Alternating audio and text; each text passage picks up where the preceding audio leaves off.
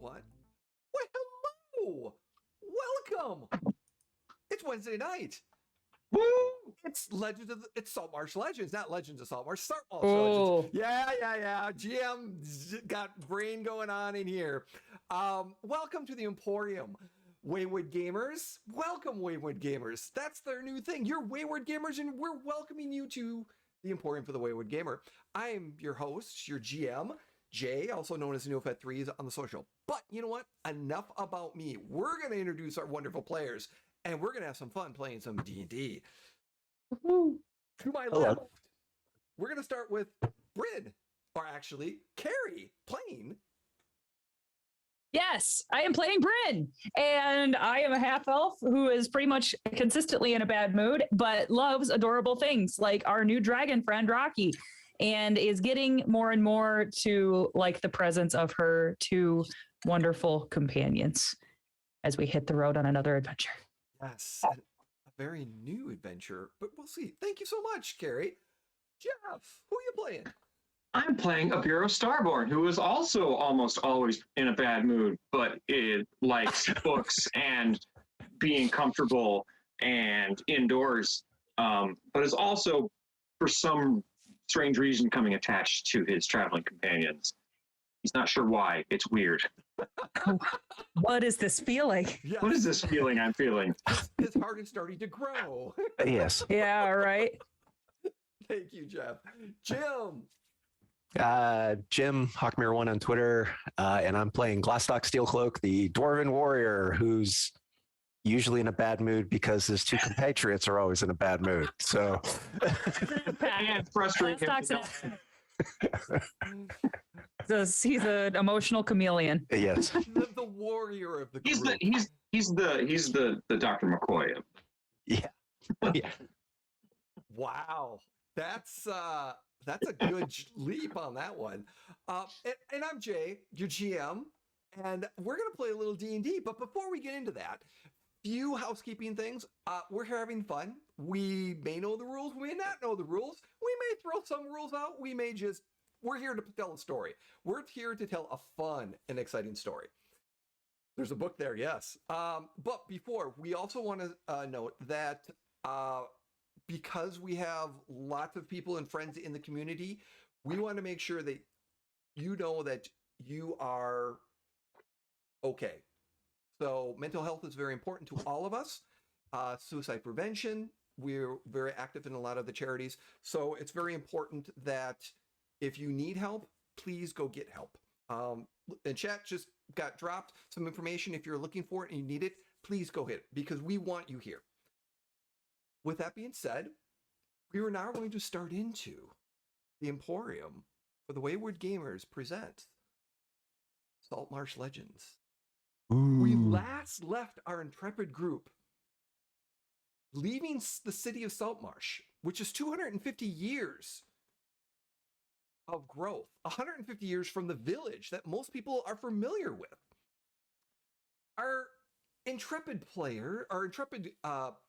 PCs are leaving Saltmarsh to go investigate the swamps. They've been direct commissioned to look into some stuff, and they're going to go they have a friend. Some of you may notice on our overlay, there's this cute little black dragon wormling because he's part of the party now.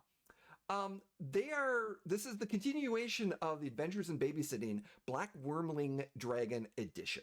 So, because there's a lot to take in from previous episodes, you just got to check them out, which can be checked out on YouTube, the Emporium YouTube, as well as highlighted here. So I'll drop that link later on. Thank you everyone for joining us, and we're going to pick up as they start. It's going to take them about a day to get to the swamp, and they're just heading west, traveling. Is there anything direction or anything like you're going to be wanting to do? You do know that there's a wineyard, as the Saltmarsh elite call it, not instead of a vineyard, because the terminologies of north and south in this particular region. That's a whole nother episode. Simpletons, they're all simpletons. Yes. That is actually potentially on the way. It's a little bit more southwest if you wanted to check that out, but it is somewhat on the way. But as you're leaving Saltmarsh, the city, you pass the gates, the guards are sitting there, and you're starting to go, and few people are traveling, merchants coming in, merchants coming out on the road, and you eventually take a little bit of a left and going around some hills. What would you like to do? Are we out of sight of the town? Out of the city, after about 4 hours, yeah. Okay. We had gotten to the edge of the swamp at the end of last time. Am I wrong on that? Or did you get to the edge of the swamp? I thought we got to the edge of the swamp, and that's where we stopped. That very, very possible, because GM didn't have enough time prepping because we got hit by a snowstorm. So Ooh, gotcha. Yes, I saw the pictures of you using your 40-year-old snowblower. Yeah. So. Oh yeah, industrial sport snowblower is always awesome. All right. Yep. You know what? We're gonna say you're just you. Did you camp already that night? That's what we were stopping to do. Yeah, Yeah. Okay. So you basically got to the edge. You are taking the night. You're enjoying the nice evening air. So you do notice that there's rain clouds coming in. Yes, that's right, because you did pass that one adventuring group that was leaving the Right. swamp. Correct. That's right. Okay, my mistake on that part.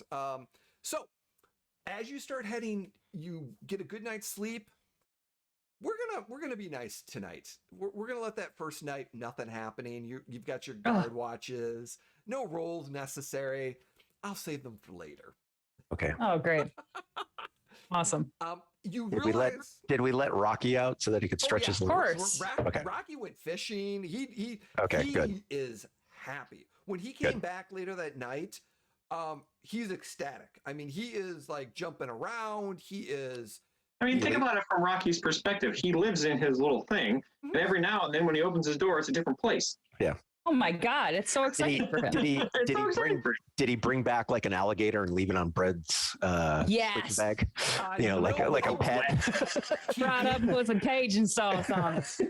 He did bring back like a large fish, like I mean a huge fish, Right. and he just dropped it right there. Like a northern, like a muskie. A big old Hike. muskie. Left and ended up getting probably a large turtle. Actually, let me phrase that. Oh. A giant frog. He comes back with a giant frog. Oh, and just my dropped the giant God. frog in front of you, Yes. Oh, and I like give him scritchers under the chin. I'm like, Rocky, thank you for the gift. too. Oh, yeah. And I'm just like, here it is. His little back leg going. a little bit, yeah. Yeah, a little. And then he realizes it and stops because he's like, that's not dignified. I'm a dignified creature. Avira wants to look that frog up in his book, Yeah. in his local flora and fauna book. Bryn is in the process of cutting its legs off. Would Oh, why? well, Good eating. are you using it for something? Well, then, I thought we'd put it back. No. Have you ever had frog legs before? They're delicious. They taste like chicken. You eat the legs of frogs with Yes. your mouth, and then you chew them. Yes. And swallow them. And you will eat the legs of frogs and you will never go back. It's delicious. It's like chicken. It is like chicken. You And eat fish. chickens. The lay Have the you- eggs. You eat those. Yeah, all of it. Is- Avira, Is Vero a vegetarian? he is clearly a I'm mind vocal blown that vegan. you would eat something that walks in its own feces. Come on. He's a vegetarian. Everything will. Yeah, 100%. Well, Avira, Don't mind if you eat an animal, but not chicken. Come on. Avira, I will let you write down whatever you need to write down about this frog if you promise me when I prepare it that you try a little bit of a frog leg. All right, for science. Science. And I just kind of toss the frog over a little closer to him, and I get to work on the fish. He's taking notes. It's a large giant, or excuse me, it's a giant frog of the region. You know that currently that it's very common for the swamps. It's a male, and you do realize that it is not mating season right now. Because in your book you realize that it does note that at a certain time of the year in the mating season for giant frogs, they leave the swamp, actually get close to Saltmarsh, and attack everything that you could possibly find, and then bring it back to the swamp for to impress the ladies. Oh, right. But yeah, so I'm assuming Rocky wants to actually eat what Bryn is not trying to cook. yeah, and he does the little, he kind of spews a little acid on it, kind of melts it a little bit, and then digs into it, and then after that, he then just like the top part. He just wants to marinate the top part, but then just dives right in and gets into everything, and he's just eating it all up. And this is on Bryn's sleeping bag, correct? Close to it. Okay. Close to it. Thank you. Yep. And again, since you are in the wild, there isn't any necessary or need to roll mishaps. Like since you were in the room at the inn, we have now a list of 40 different mishaps, and we went through about 10 of them in one of the last rounds. And in the last episode, A nice mending spell ended 3 pieces of paper and 3 hours of story arc. So You're welcome. Beautiful. Mending spells. Yes. Thank you. Yeah. Yeah. You're welcome. Thank you, everyone who donated your ideas to that, because that list was very good. But you're in the wide open, so those aren't. Yeah, no issues with that. No. The evening goes well, and you're, like I said, you're on the edge. You do realize, based off of some of the map that you were able to get, it's going to take you about another full day if you take the path of the into the swamp. If you wanted to just go straight into the swamp, it might take longer. But if you kind of take the paths and get it, you should arrive at the outpost, quote unquote, that you're wanting to go to in about a day's time. Some survival checks during that time will help you determine how well you get there, or if you run into any issues while traveling in the swamps. I could make a survival check real quick just to see. Is that something I do now? Yep, please Okay. go for it. We're going to have Great. 3 of them, but the first one. The first one is a 7. 7. God. So at least it's not a nat 1, since this is the group of nat 1s. Yes. Yeah, it's the natural ones. Natural, also me, the natural ones. Natural ones. And emphasize the ones. Yes. Yes, the natural ones. We have natural ones. So as you are going, you realize the map. You think you're like, the river is a little bit to the southwest a little bit, and you're like, oh, the it's right on there, and you end up getting kind of stuck in the swamp. You get you got off the path a little bit as it kind of took a little bit of a turn, and you're literally in like ankle deep muck. Oh, Clean. yay. Clean.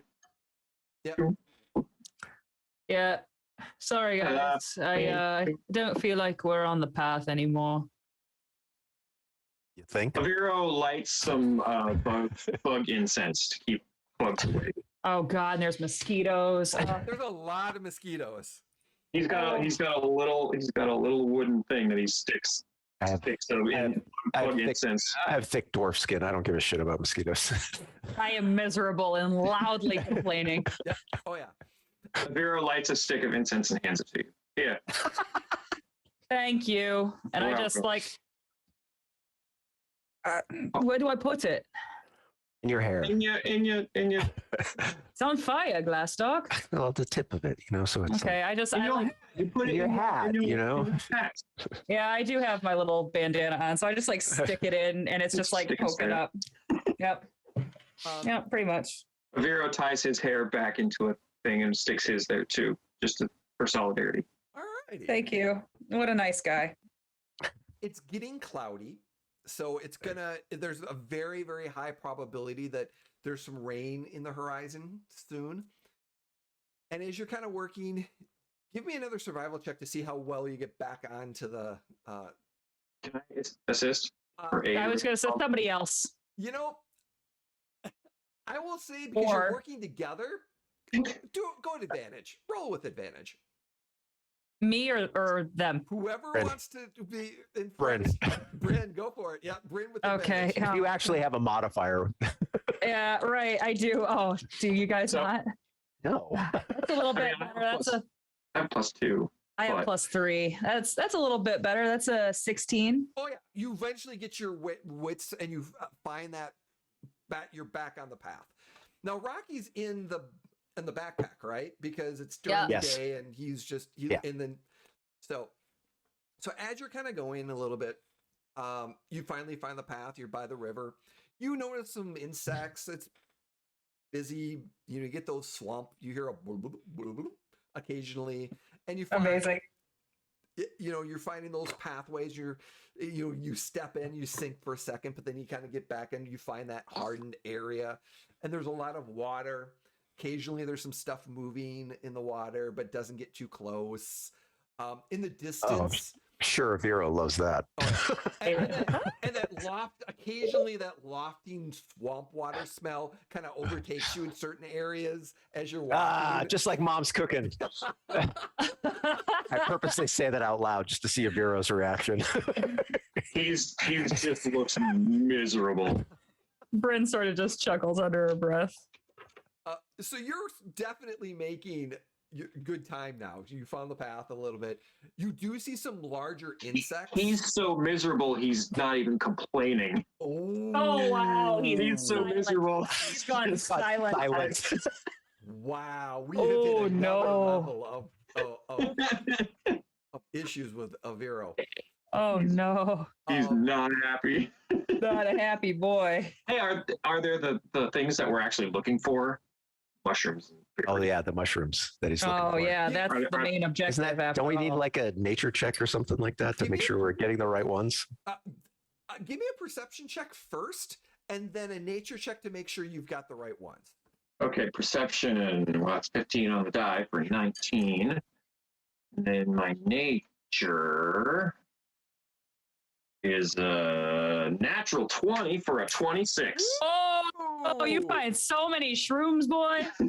Oh, As you're looking, you find this nice outcrop of different things by some lily pads and some other overgrown and a tree that's kind of out. And on this tree, the bark, there's some moss on it.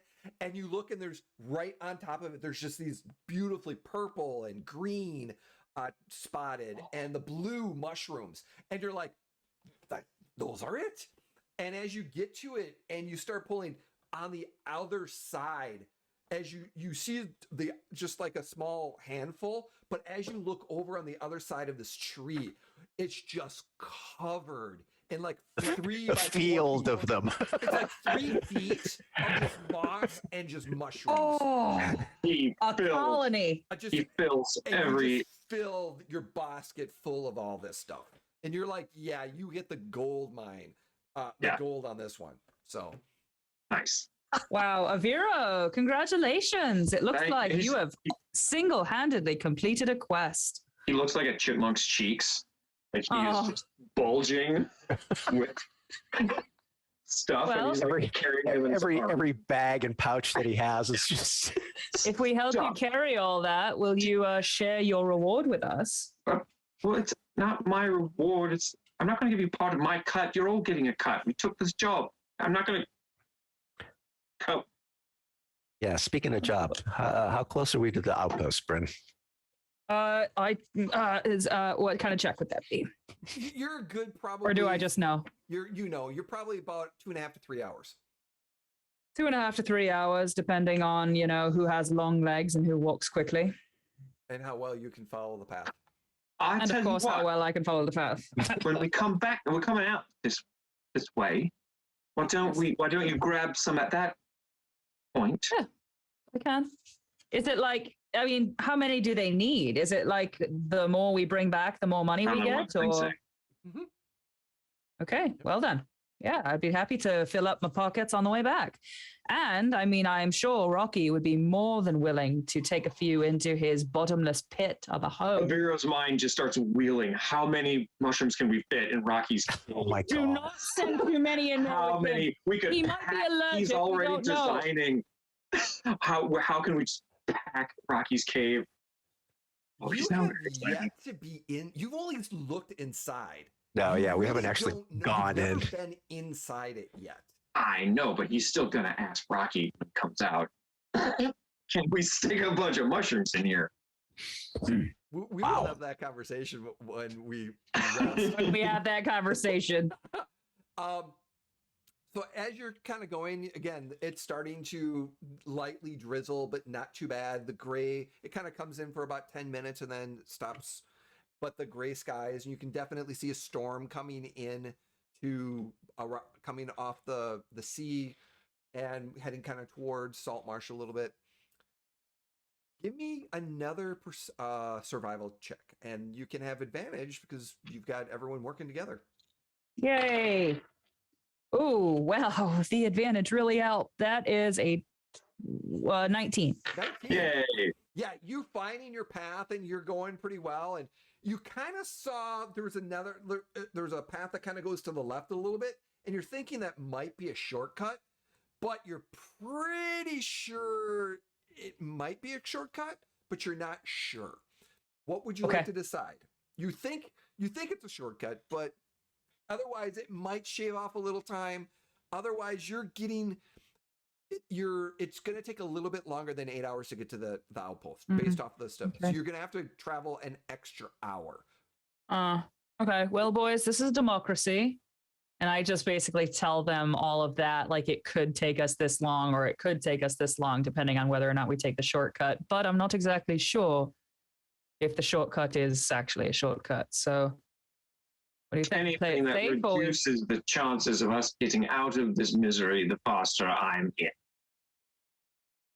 Shortcut. Oh, shortcut. Okay, that's what I thought. Okay, perfect. All right. Blastock, what do you think?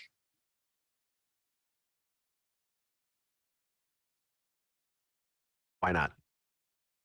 All right. All right. And You shortcut. see, he can't be reasoned. Yeah, very much so. And I just smile at Blastock. So as you head taking the shortcut, it seems to have cut off a little bit from the long way. And you actually make up that hour appropriately. Nice, okay. So you're going to, as you're approaching, now the interesting thing about this particular area of the swamp, there's a large rock, like in the middle of the swamp, there's just this large rock that just sticks out. And they ended up putting the outpost, kind of way station, on the edge of this rock towards the swamp. So you actually kind of come in from the west side, and there's a little bit of a path, and you have to climb up above, and then you turn south a little bit, and it's more on the south side of this large upcropping of this rock that's kind of coming out of the swamp.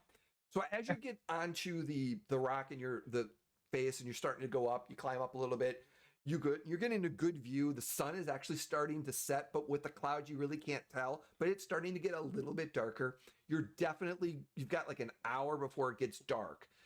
And as you're making your way and you take that turn to the south a little bit, and you're heading towards where this outpost is. And what you know about the outpost is, like, it's just a way station. There's humans and there's merchants here. It's not a big outpost. It only has minimal supplies. But a lot of people come here. They hunker down for the night once in a while. They go out. They come back. And then traders or people go into the swamp, grab stuff, come back, and then they send runners to grab the stuff that they find in the swamp, and then go back and bring it back to Saltmarsh. So that's kind of one of the things. There's really no one in charge.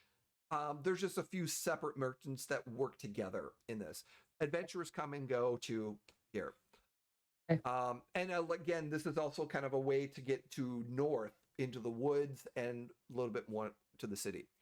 But as you kind of peer over and you get into the top and you start heading south and kind of heading down a little bit, you see a building, a shack made of wood on the top to the right of you, and then wooden stairs that are going eventually down into where this like 5 or 6 building outpost is, and that's actually right on top of the water. If you would like to look at Roll20, I have a map for you to be able to see. Yay! Oh, boy. Maps, visual aids. Visual aids. But as you get to the top, the thing that you notice quite strange is that there are 2 Lizardfolk standing to the building to the right of you with spears, just standing there. And they see you, and they're kind of whispering down, and they look over at you a little bit, and they speak Draconic. So Aviro, I know you speak Draconic. They yell down, and they're like, people are here! Alert Ukapa! Ukapa. Oh, they know we're here. Wait, And they- alert? I guess I probably wouldn't recognize even Ukaba as a name No, because I don't speak this language. Got it. Never mind. But Aviro would recognize that this is a name, and it's slurred a little bit too. So it's probably an abbreviation of the name itself.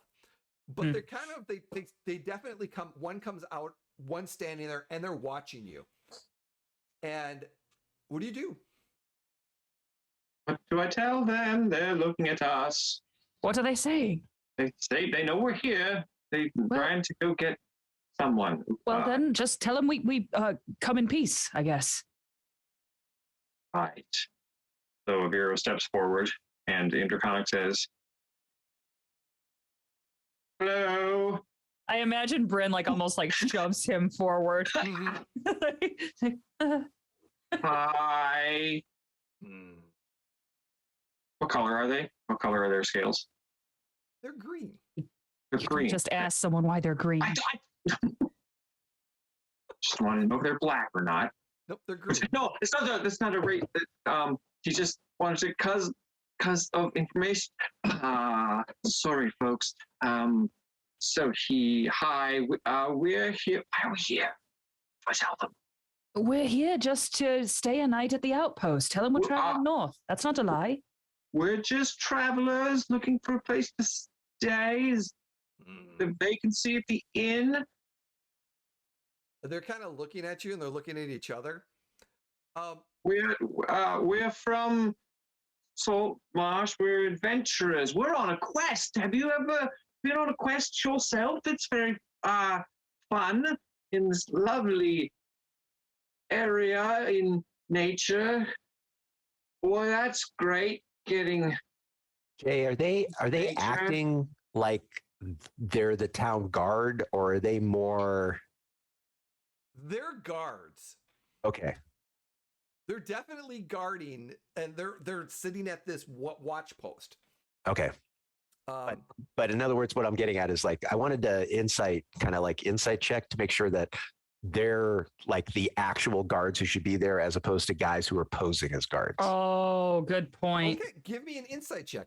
But I will while this is happening, I'll give you a little description. So the flight of wooden stairs and a ladder leads to an upper wooden platform near the peak of the tower. And much longer staircase leads down the slope to a group of buildings rising out of a foggy marsh and the water level itself.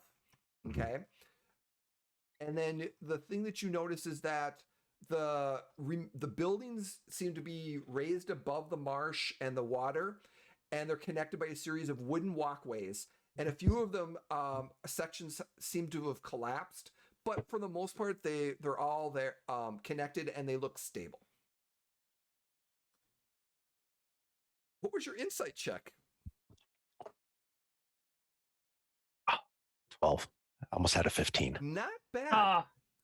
So here's the interesting thing. When you were talking about going to the outpost,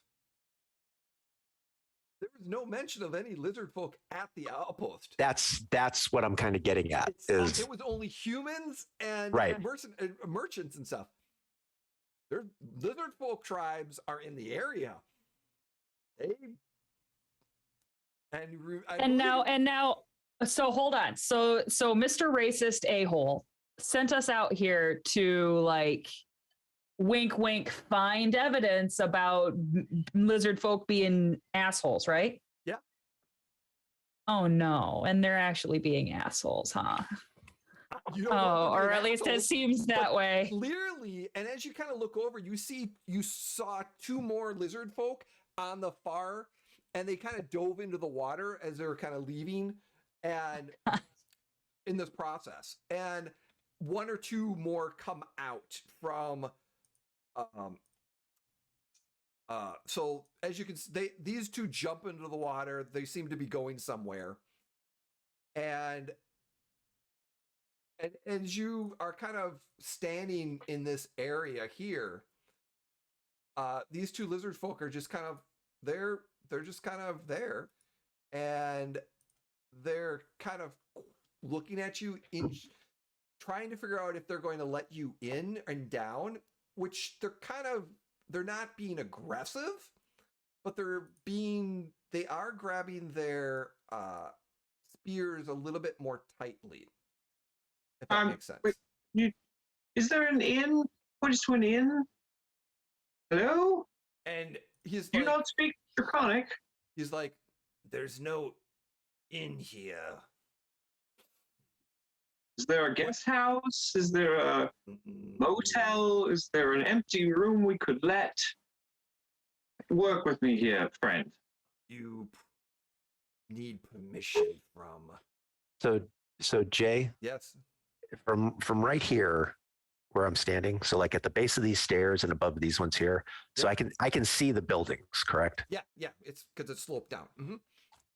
Does it look like there was any signs of a recent battle, like Mm. arrows stuck in walls, marks, blood? Not really because of how far you are, Okay. but even with that, not really. No, you can't.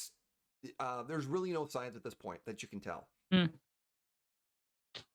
So as I'm kind of casually kind of looking out and paying attention to the two guys here, I'm kind of saying under my breath so that Bryn can hear me and stuff, saying, I don't think these guys are supposed to be here, and I'm keeping a big smile on my face. Okay. Can we Hero. wash some dishes for a bed for the evening? Anything? Please. Please don't make me sleep in the swamp, sir. He kind of grabs and he just motions down with the spear. He just motions down and then stands with the spear like this We should go this way. and motions down to the dock. And Avira starts going down. Avira, and I kind of look at Glassdock concerned, and then I just follow Avira. Just stick together. Yeah, stick together. Don't, Avira, wait, maybe don't walk so fast so we can all move our tokens. I mean, walk behind you. So they all walk. He's halfway. He's Avira's way out in the lead. Your legs are so long. Elves, God. And you do notice that Oh God, no! Oh no! do follow you down. I grip the backpack tighter. Avira goes up to this guy, whoever this guy is. Hello. Oh no, I've got Rocky's backpack. I carry him. Oh, okay. Oh yeah, right. Thanks, buddy. Hello. We're looking for a bed. The gentleman, well, now who's come along? This gentleman here, and he points to the guy who he was talking to. I assume is this guy up the corner. This gentleman here said that we should come this way. We're looking just for a bed for the night. Is there who should we talk to? Is it you? He says all this in Draconic. And the lizard folk is standing. He's a little bit larger. He's got a nice longsword on his belt. He's got a spear and a shield. And on the shield, it's got kind of a encumbrous like snake skin around the edge of it. And then there's a painting that looks like maybe two axes that are on like hand painted onto the shield. Maybe a tribal name like representation on that particular shield. And he's just standing there and he's definitely not something from the city of Saltmarsh. Oh yeah. No. Okay. Definitely a tribe. And as he's kind of standing there, he's just kind of looking at you, gripping. And then suddenly the door or the building to your left, this one right here, a lizard folk with green scales comes out wearing a crocodile skinned cloak, carrying a staff. Oh, great. They've got a caster. Oh God. Yeah, right. He's not a fighter, you can tell. And this other lizard folk kind of steps in a way Does he look like a chieftain of some kind? Like a shaman possibly of importance or a leader. And he kind of go ahead. Can I make a knowledge religion check on him? Sure. Just looking at him, see what I can glean. Nope. 9. He smells like patchouli and weed. Yeah. I mean, he's 9. I got nothing. So he's the guy. Like I said, he's got some armor. Like I said, leather. He's got this crocodile skinned cloak around him. He's got this big spear, and it's got ordained. It's got beads coming off of it. The blade itself looks like a very nice quality blade, and it's got some inscriptions on it, like that were hammered into it, like an inscription of some sort. Symbols, probably it looks like Draconic in a way, but shortened Draconic. And he kind of is looking at you and goes, "Who are you?" Why are you here? He wants to know who we are and why we're here. I'm going to introduce ourselves. Okay. And while Vero is introducing us, Glassdock's going to stretch and, my back, and take the Rocky's pack off and just put it down on the ground and, stand next to it just in case.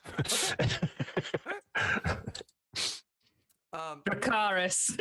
Freaking done. So as he says that, Vero, your response? Hi. We're the natural ones. My name is Vero Starborn. This is my associate, Glassdock Steelcloak. We're in Broad River. We're from the village of City of Saltmarsh. We're adventurers from the guild. We're gathering, what are they, mushrooms? Mushrooms, here we Locus locanus. It's a lovely species. You'll notice the purpling here is actually. Oh, sorry. Why are we here? We're looking for a bed. These gentlemen here said that we're looking for a place to sleep for the evening. These gentlemen said we should talk to. Are you? And he repeats whatever that name was. That you said his name was. The name that he heard earlier.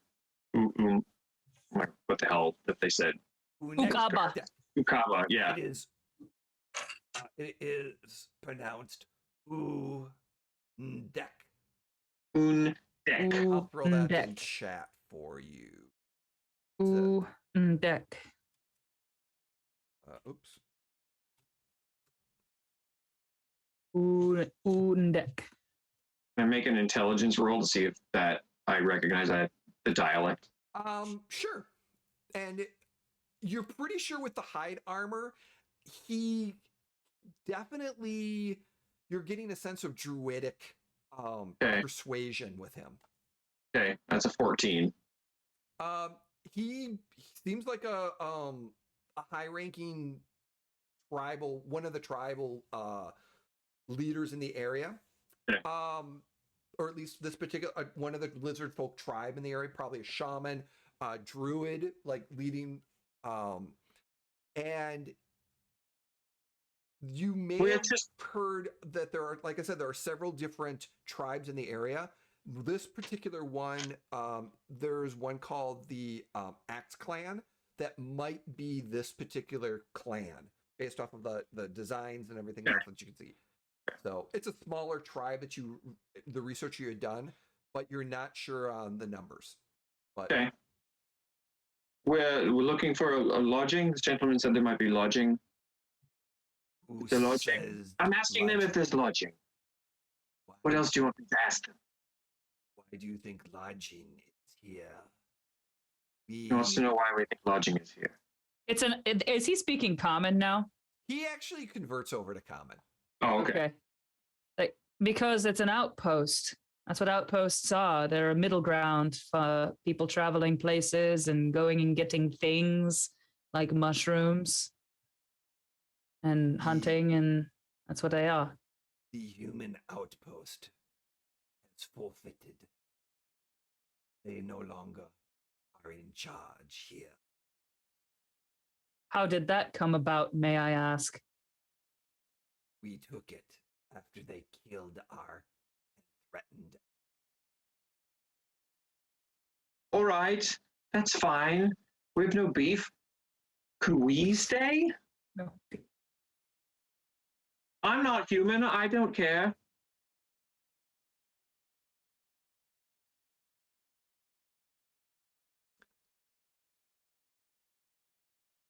Persuasion check. Oh, man. Disadvantage. Oh, crap.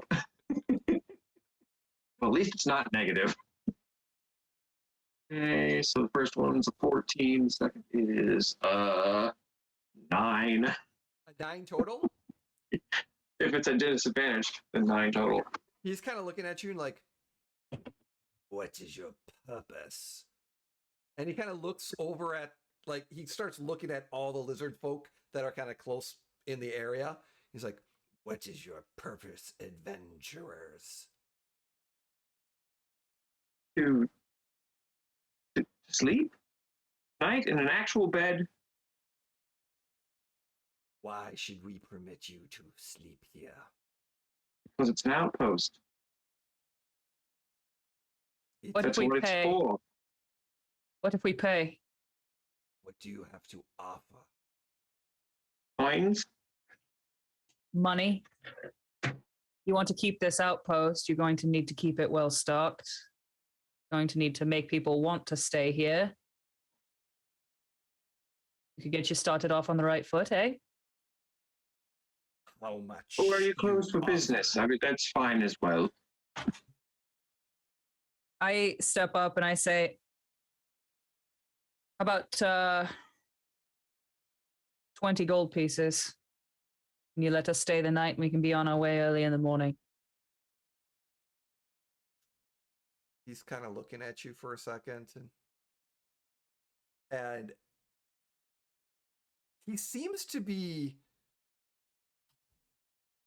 giving you a good like once over, like definitely looking at you like a good, like trying to figure out what you have and stuff like that. And he's like,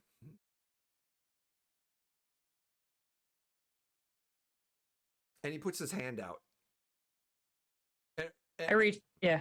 Actually, the lizard folk in front, he nods over to the lizard folk that's standing in front of him, and the lizard folk in front of him puts his hand out. I reach into my pouch and I pull out 20 gold. And I put it in his stupid hand. And he kind of takes it and passes it back to the other guy. And he's like, your weapons are left outside. Oh, come now, sir.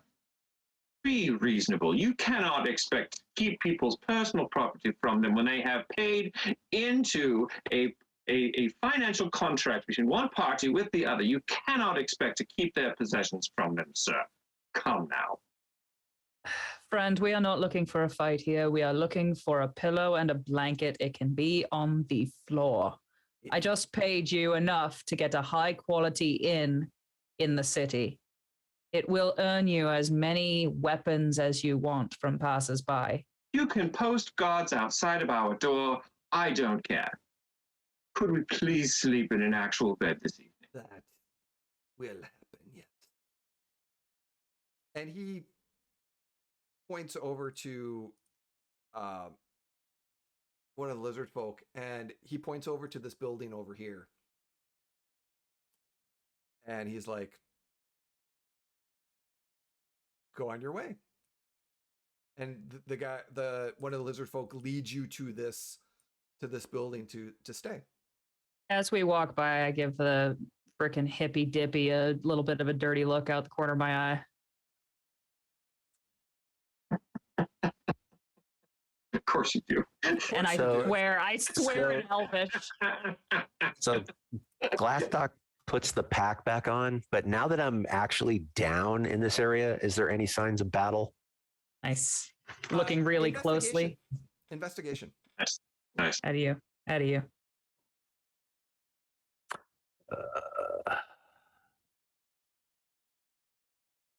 17. There appears to have been a battle or two. Yeah, there was probably some combat that was here, and that definitely. As you're looking, as you're looking and stepping, the wood itself is a little bit mossy because of the rain, and so it's a little bit slippery. Not too slippery, but you do have to mind your balance a little bit. But as you kind of look down, you see between the cracks. You can just see a hand that's like underneath the water. Ooh. Well, I mean, that's not really a mystery at this point. He said they freaking took it. Yeah. Right. Right? Mm-hmm.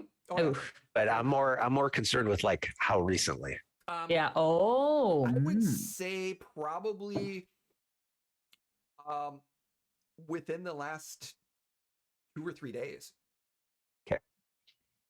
Wow. It's recent. This was a recent situation. And I kind of say out loud so that Bryn can hear me. Gee, I hope we don't have any issues tonight with our stuff. I'm sure we won't. Our stuff will be secure and with us. And that's all that matters. Uh-huh. Obviously, Bryn not getting the fact that I'm talking. I am 1000% getting the fact, and I'm trying to be equally tongue in cheek. Aviro is 100% not getting. It's like, we just negotiated this. I don't understand why. The mushrooms are fine. What are you talking about? I talk to Aviro in Elvish, and I kind of relay everything that Glassdock has kind of relayed to me. As if I don't speak common? We don't want to speak common in front of these people. They speak common. It's a way for us to speak surreptitiously, Aviro. I think we also, in Elvish, I think we also should, when we get to our rooms, communicate through writing without actually doing any speaking. I've got plenty of quill and ink. Perfect. We can talk by writing. I mean, you and I can talk like this, but we don't want to be impolite to Glassdock. Exactly. That's rude. Hey, you know what we should do? Let's look at him right now. Let's look at him right now and sort of chuckle. Ready? 1, 2. Sorry,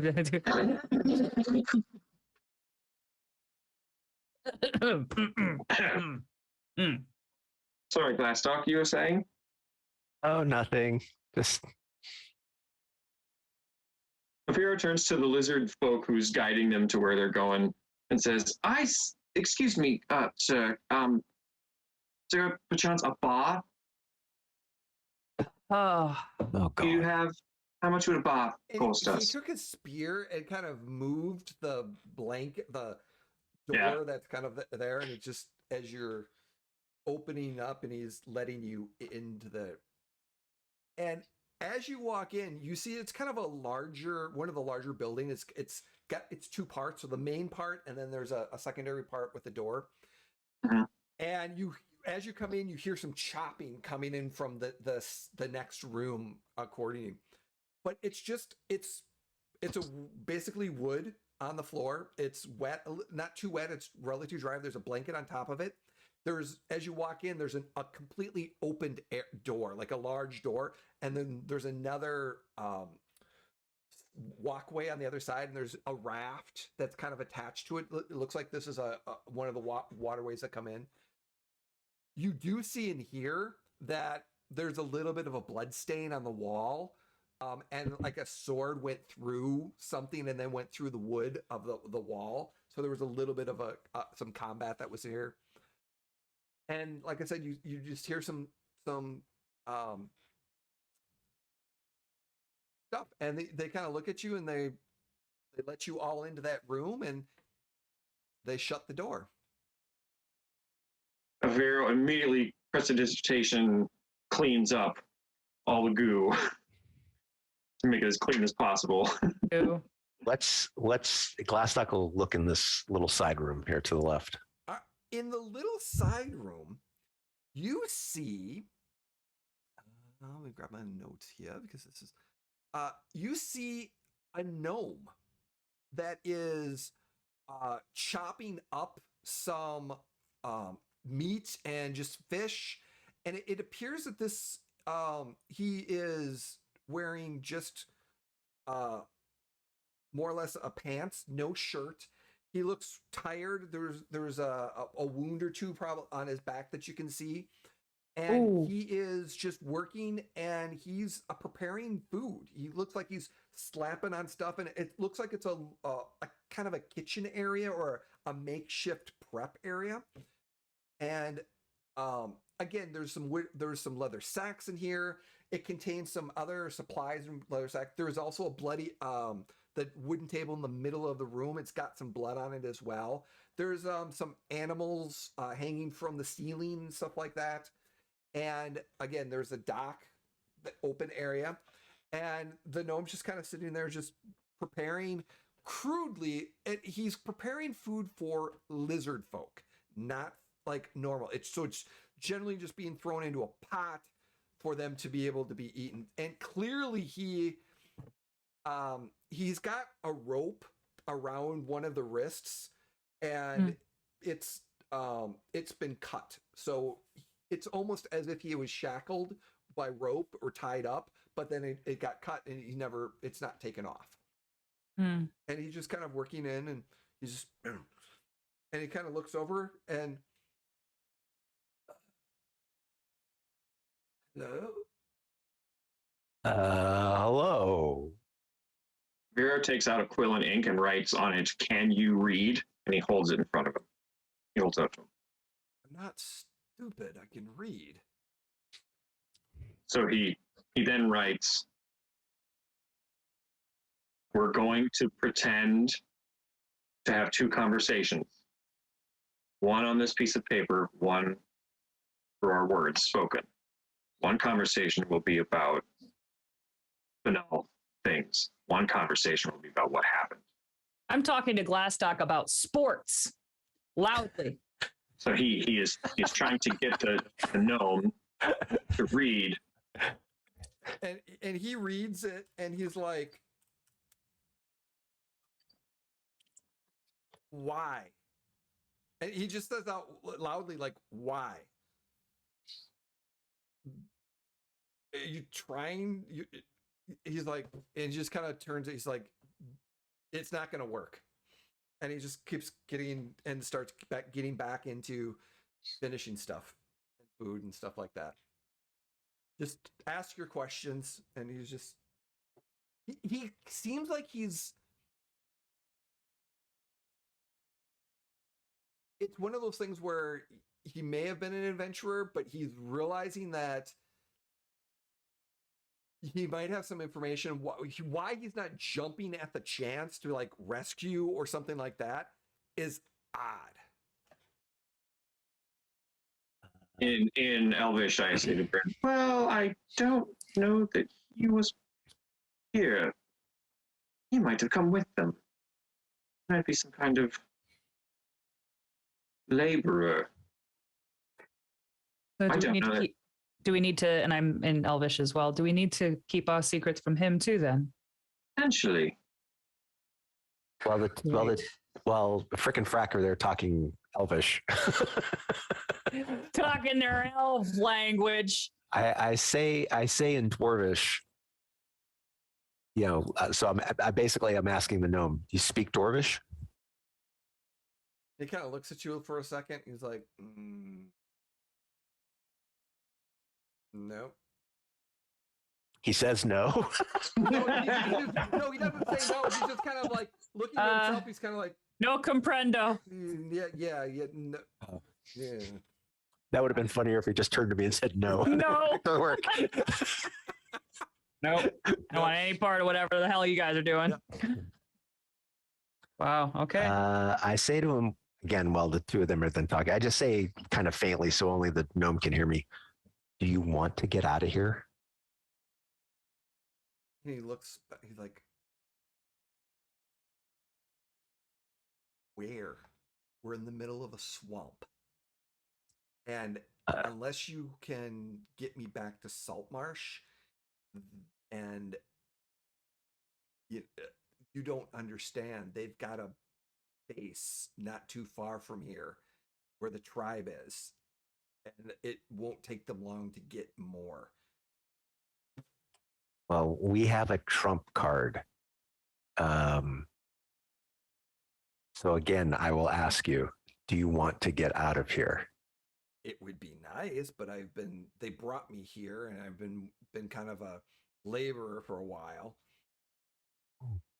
Okay, so you're not originally from the outpost. No. I was an adventurer up north, and our party ran into the tribe and got slaughtered. I convinced them I'm a cook.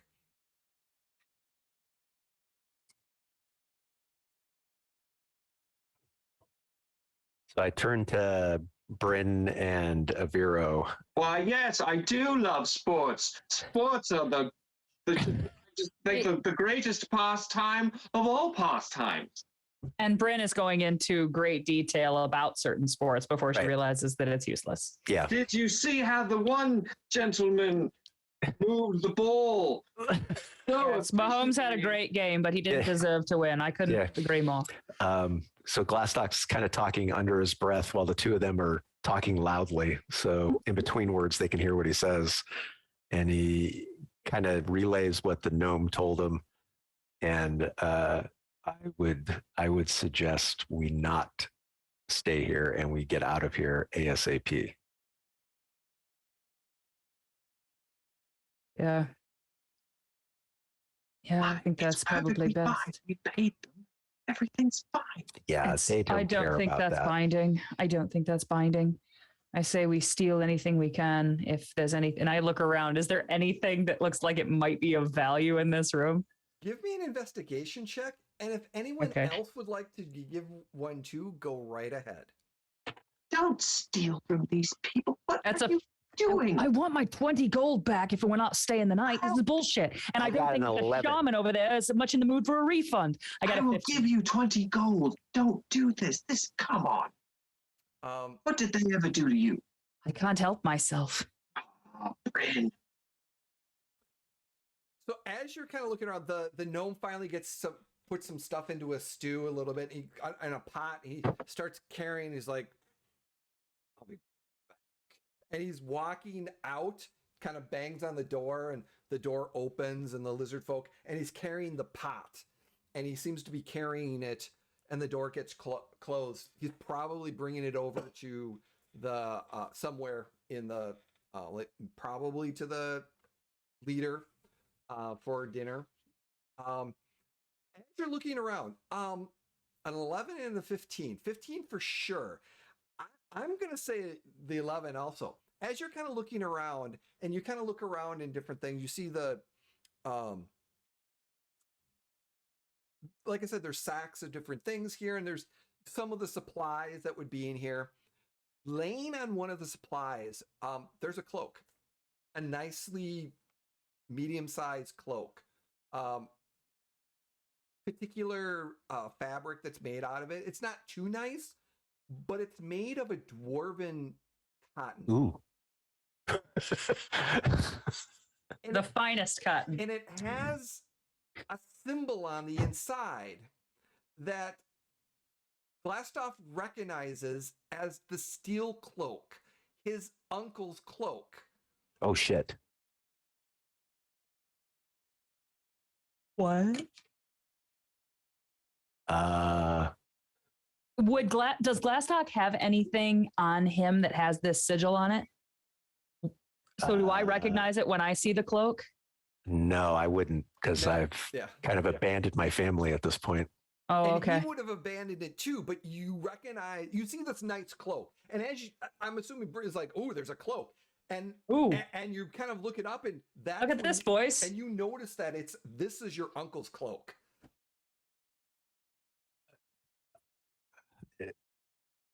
Glassstock, do you want it? Otherwise, I guess I call dibs because I'm freezing. No.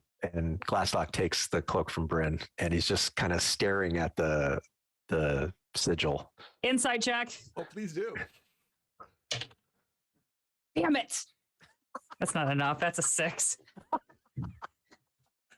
Glassstock's being weird. Yeah, Glassstock was being really weird about this cloak. Yeah. What is it? It belongs to a relative. Who? My uncle. Relative of you? Yes. Was your Why uncle alive at last check? Well, he was alive the last time I saw him. Oh no. Is there any sign of like distress on this cloak? Is there blood? Is No, there There's not. Why would they have your uncle's cloak? That Does I your uncle don't know these people? No, my uncle was supposed to be in Saltmarsh. I was going to look for him next time we went back to town. Did we know this? I'm having player versus character. we knowledge. did not know this. No, Last didn't time know was this. a freaking closed book. I don't think he ever shared that with you. And when you first No, I met- just said that I was looking for somebody in Saltmarsh. Yeah. I didn't specify. Yep. Okay. Mhm.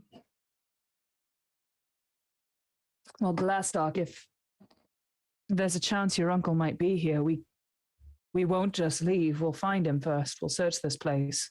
We gotta Right, wait. Tavira? We gotta wait for the gnome to get back. I need to ask him about this. Kind of just steps back away. Tavira, What? are you with us or not? Your Depends. pods are limited, my friend. If you're with us, that's terrific. If you're not, I'll kill you myself. Hey, fine. Thank you. You're a gentleman and a scholar. Mm. Those for sure. So as you are waiting, a good few minutes kind of pass by.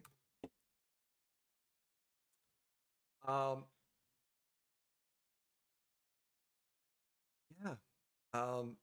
There's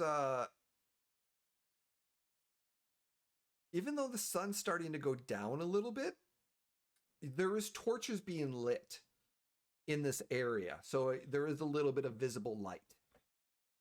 It doesn't matter. We all have infravision, so. Yeah. We're the blessed races here. Yeah.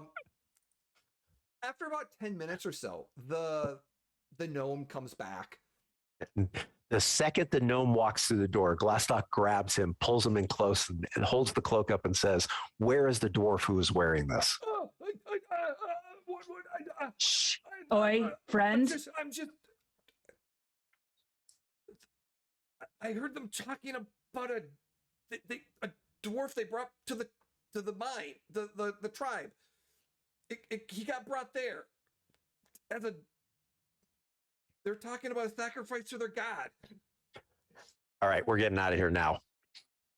And I look at Glassstock and I look at this gnome. I'm like, what about him? now he can either come with us and help us, or he can stay here and rot for all I care. I'm saying, what are we going to do if we leave him here and he tells them that we left? Oh, they're going to find out we're leaving. And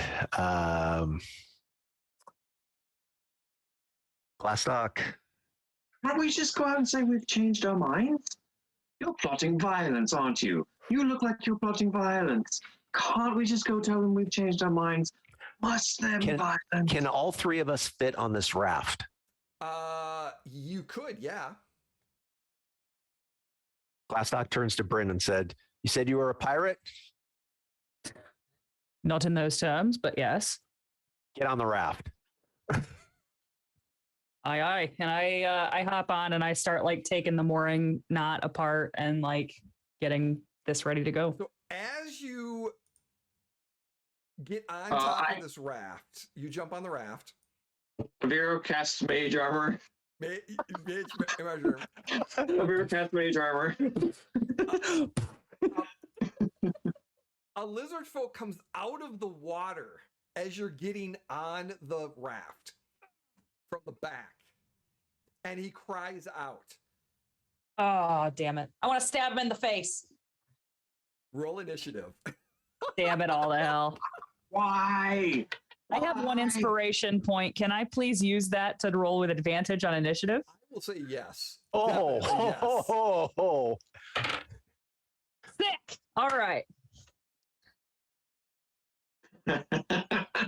Let me know when you're ready for it, Jay. I gotta pull up this. I gotta roll some initiatives here.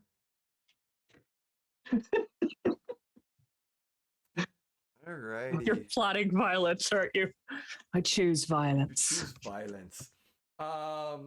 Bryn, you got an 11. Or no, I didn't roll. What? No, this is from last time, bro. I got a 22. Oh, you got a 22. Nice. Glassstock, you got a 16, right? I got a 16. All right. Yeah, so it appears that our last group was here. So it's 1, 2, need one more. I got a 24. Oh, snap. Hero's gonna prove his mettle here today. 20. You'd like to think that, wouldn't you?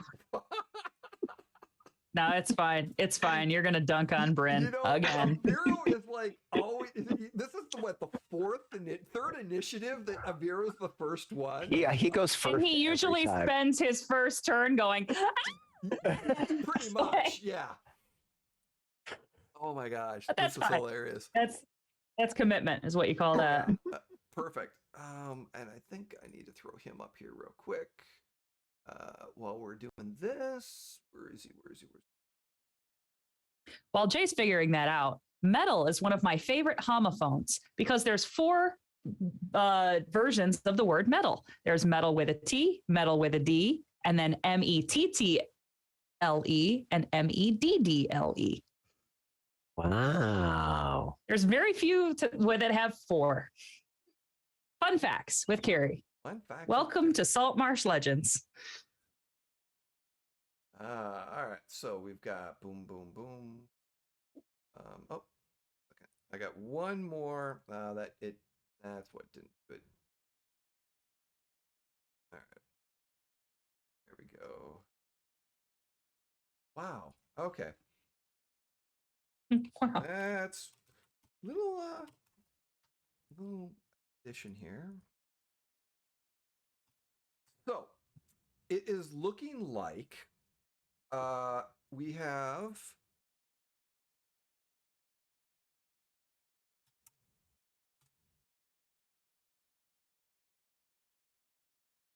no, that's not it. So we're going with okay. So starting off the initiative, we get Avero is again the lead in this. All right, so Avero casts sleep on the Lizardfolk guy. That's right in front? Yeah. Okay. How does Avero casts sleep on the Lizardfolk guy. So when Avero casts magic, it looks like he's writing a formula in the air. So oh my God! Like on a whiteboard. Nice. So yes. you can see these like arcane symbols as a formula glowing in the air as Putting him to sleep with math. Yeah. as he casts. Love Like, it. oh my God! When are we gonna use this in real life? so he casts a spell and puts this guy to sleep. I don't know how sleep works. I'm new to wizards. So, sorry, folks. There's a This bunch is of dice boring. that you roll, and that's how many hit points you affect.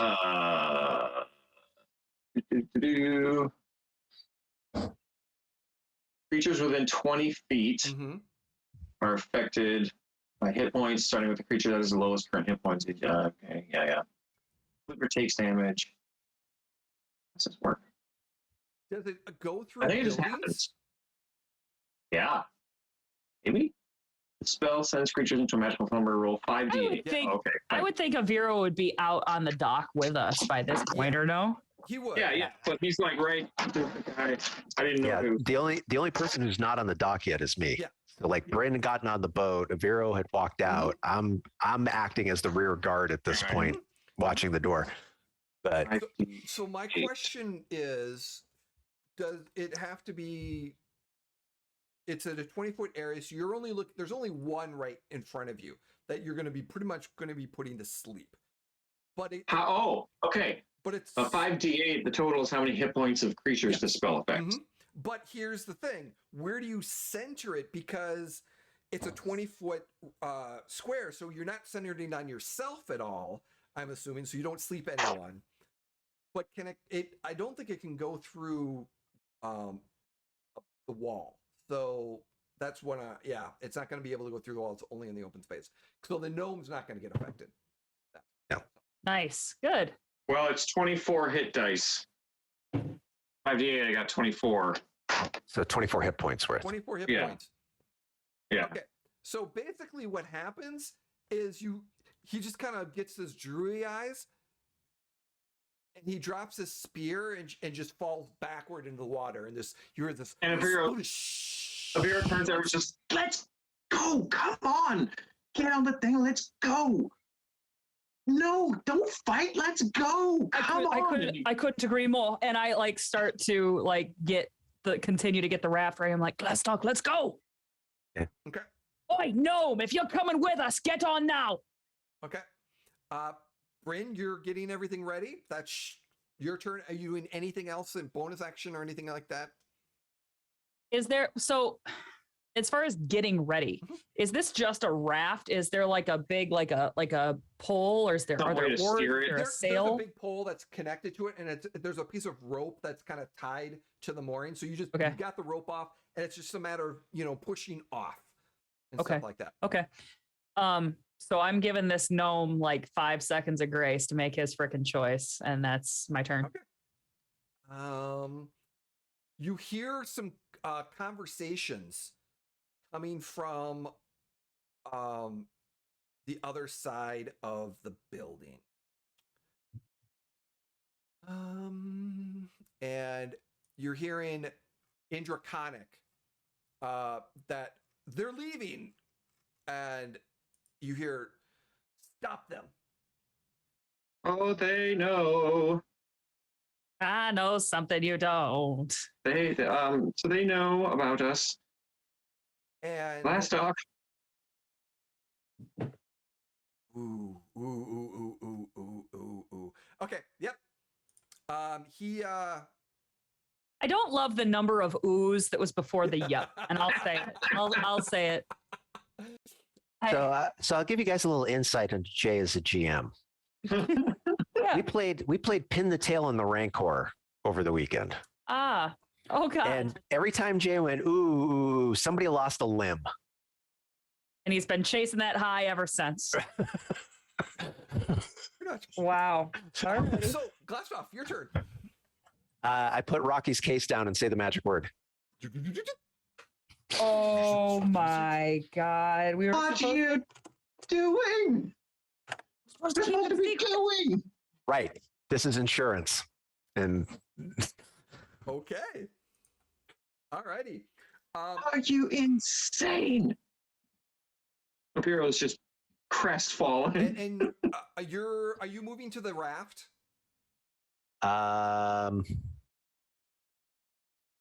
yes. Okay, so you're gonna move on. And I'll take the backpack with me. Okay. I mean, yeah, of course. But okay, it's a little cramped, but it's still not. You're gonna be able to get in.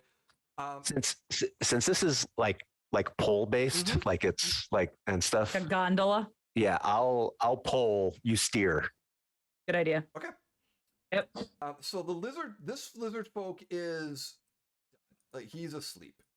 So he's asleep. He fell into the water asleep.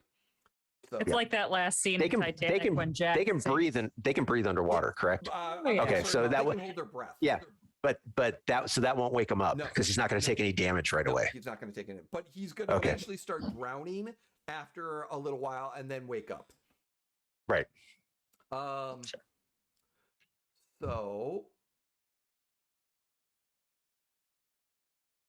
So when does Rocky go? well, we need to roll Rocky's initiative, don't we? When he comes out of the box. Yeah. Yeah. Yeah. What's his initiative mod? I can roll it. His initiative. Oh, where? Let me grab his initiative mod. It is. He has a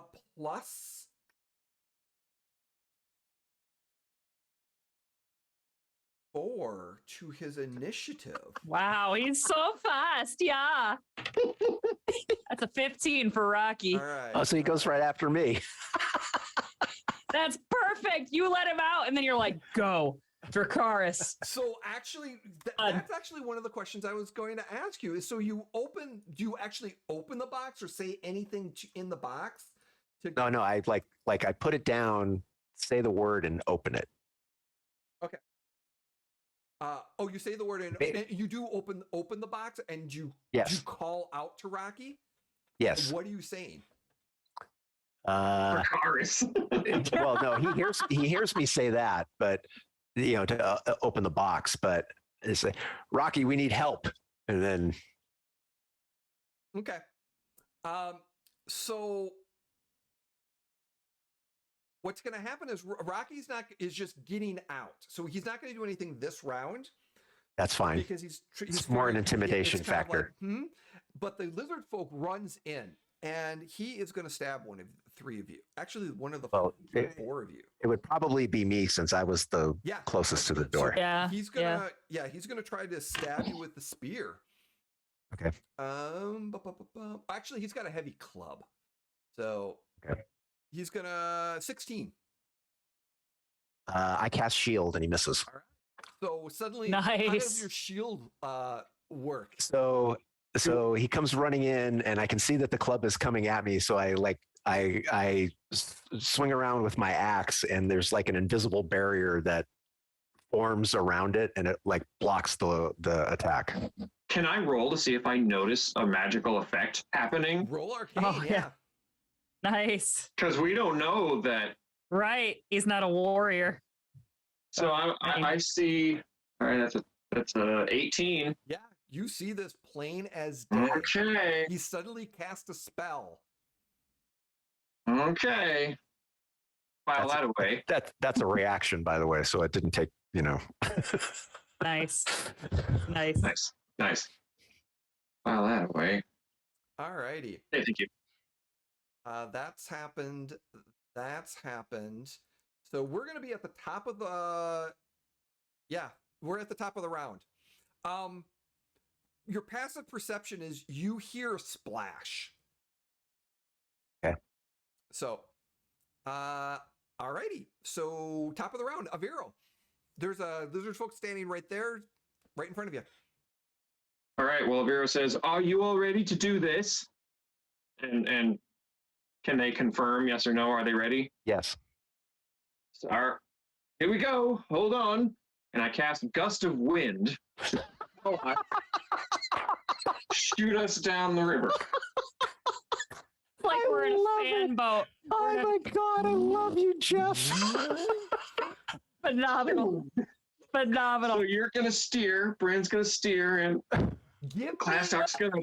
Give me an Arcana roll with your modifier for your Arcana to see how well you position the gust of wind to be able to. Oh my God. So can I use my inspiration that I have and roll with advantage? Yes, please do. Actually, you know what? You're automatically. I'm giving advantage because that's just brilliant. Okay. So you're not even using your inspiration. That That's is just brilliant. deserving. That's deserving. 22. Yeah, you 22. perfectly and it's just like it's a motorboat. The front end of the raft lifts up, and did the gnome come with us or No, not? he did Is he not. giving up? Nope, he got left Okay, behind. Behind. We almost, Bryn almost falls off the back because this thing tilts. I would say 5, 10.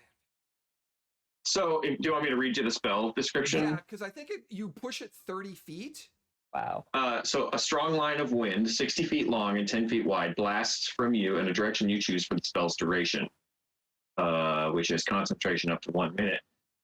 So it's nitrous.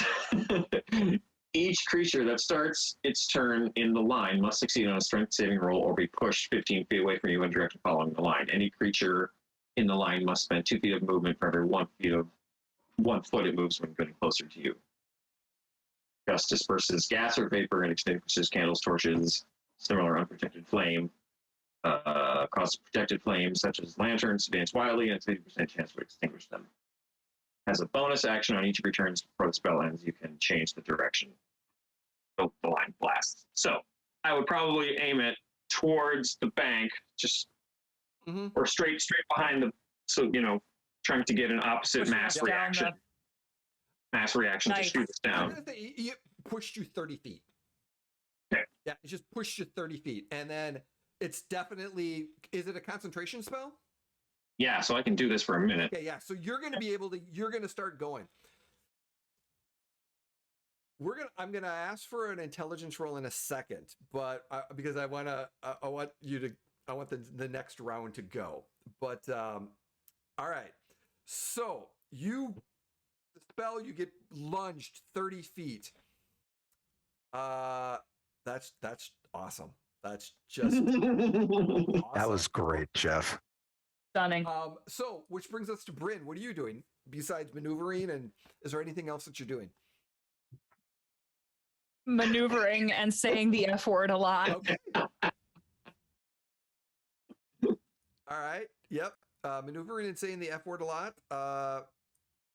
Which brings us to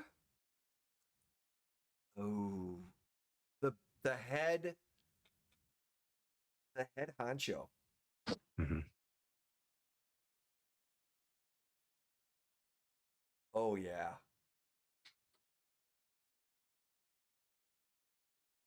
Ooh. He casts magic missile at me. Boy. Like your tone.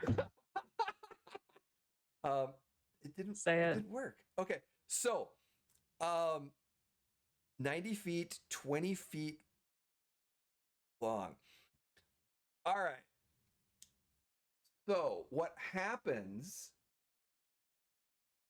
is suddenly the water, the musky, and like I said, it's got some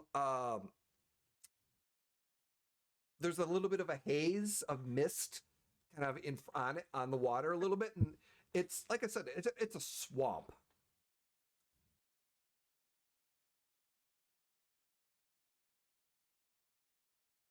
Oh, that's a little big. I was afraid you guys froze for a second. I was like, no. Uh-oh.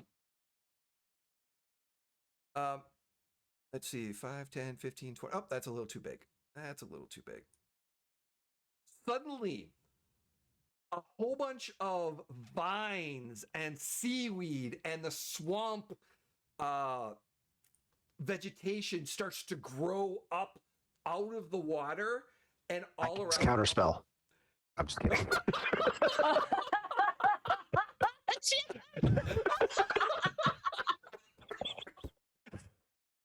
You had me worried for like a moment. I'm like, oh, all of us were like, I was like, oh my God, that's awesome. Then I realized, no way. damn it. Right? An entanglement, tangle spell, Awesome. as the vines and everything start coming up, and just you literally run right into, and the vines are starting to kind of come around the thing, and you just basically hit a patch of land of moss, seaweed, or not seaweed, like just vegetation. So it's just right in front of you, and you just kind of. I need everyone to make me a dexterity saving throw, please. Oh boy. Here I go. I'm using my inspiration. 14. 14, no problem. Awesome. 10. 10, that's enough. Yay! Glasscock? 12. Okay, that's enough. So suddenly, as you're starting to go, you just hit this boom, as you just kind of run aground, as the vegetation just kind of in this 20-foot area just erupts, and just you literally, like a small island of vegetation just appeared as he cast a spell, and it just, the vines kind of come up and start wrapping around the front end of this as it just kind of gets, you just get boomed into it, and you just rock for a second. And he yells at you. He's like, going so soon. Oh, wow. Vera translates. No, he said it in common. Oh. So, going so soon. It got you gold, you shit. Just let us go. Which brings us to Glassdock. What are you doing, Glassdock? Was there anything on the raft? Was Nope. it, or was it just the Just raft? the raft. Shit. All right. I gotta check my inventory real quick.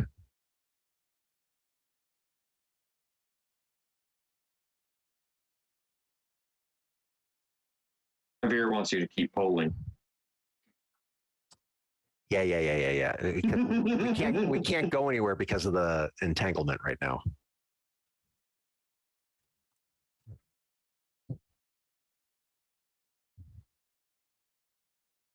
Oop, sorry. Didn't mean to roll that. Hold on. Need to look at this. 1 to 5 pounds. Okay. Glassdock takes his tinderbox out, Mhm. puts it on the raft, and you see him tee up with his battle axe. Okay. And he basically yells 4 in Dwarvish, and he hits the tinderbox with his axe like a golf ball. He's casting catapult, The spellcaster has to make a dex saving throw. Ooh, nice. I'm gonna say if he dodges that, you're gonna be able to get the one behind him too. Okay. So you said he needs to make a dexterity saving throw? Yes. Aviro definitely saw you cast that. He definitely noticed. There was 24 on her. He rolled a 5. He failed. Nice. So the tinderbox Nice. flies It out, just smacks him smashes right into Yep. How much damage did Nice. he take? 18 points of damage. Oh, you just bashed right Done. into him. And he has to Dead. make Oh. no, he's still alive. No, but the whole point is he has to make a concentration save to keep his entanglement up. And if help me out on this one, is it just it's an Arcana check or is it a? No, it's a Constitution saving throw Constitution based saving. on the number, the amount of damage that he my. takes. Okay, so it's a con Yes. save. Yeah. Does he get his proficiency at all or anything like that? It's whatever his normal con save would be. Okay. All right. So that is going to be an 11. Haha, he failed. Yes. Oh my God. Batting 1,000, Jim. Let's go. Let's go. Awesome. So you just I just see that you just kind of just nailed him across the face. And he just kind of turns around and he just Wrecked. loses Get wrecked. concentration on this. And he's like, It's in the hole. It's in the hole. And it's a tinderbox. So it's all the shit from the yeah, tinderbox it's too. just- Tears in his eyes, I guess, as he approaches his final shot. All right. Looks like a miracle. I needed something that weighed 1 pound, and that was the only thing I had in my inventory that I could get rid of that Oh weighed a my pound. That is awesome. That is just awesome. Done. So, with that being said, Rocky comes out. Oh He boy. flies out of the box, and he's like,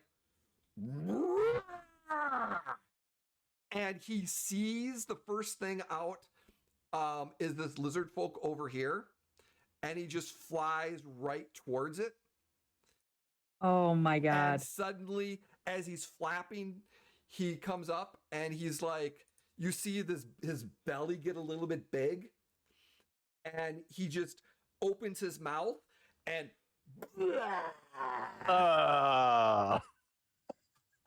Yes. as Yes. this lizard folk took 22 points of damage from this and suddenly he just gets sprayed with this acid and he's just like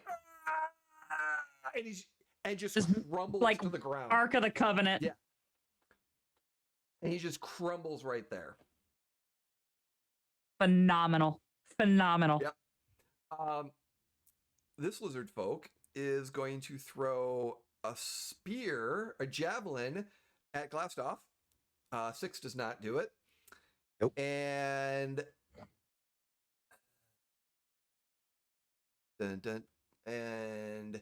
Oh, by the way, Jeff, you didn't necessarily know I was casting a spell because there's no verbal components. It's all somatic. No, but he noticed that something magical happened, and he doesn't know that. No.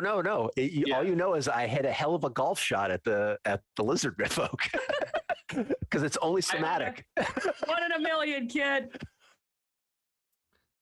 all right.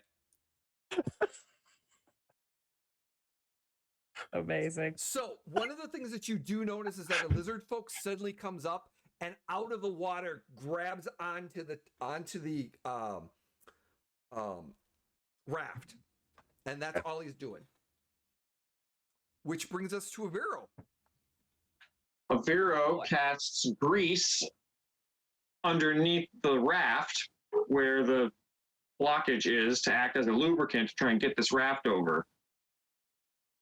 Okay. Well, no. Does the entanglement fade? It starts to fade. It's not going to be immediate. So Okay. it's going to take 1 round, and then you're Okay. going to be able to go. So this round it's still kind of stuck. Next round, boof! It's Okay. you're gone.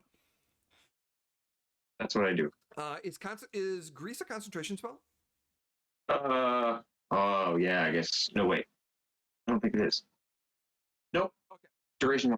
Okay, so you can still concentrate on the gas, and it's starting to you start to move ahead a little bit based off of the momentum of the wind.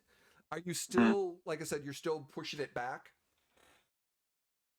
Well, how does concentration work? Are you allowed to cast another spell while concentrating as long as it's not another concentration as long as it's not another concentration okay. spell? Yes. So, and yeah, okay. that's what I'm doing.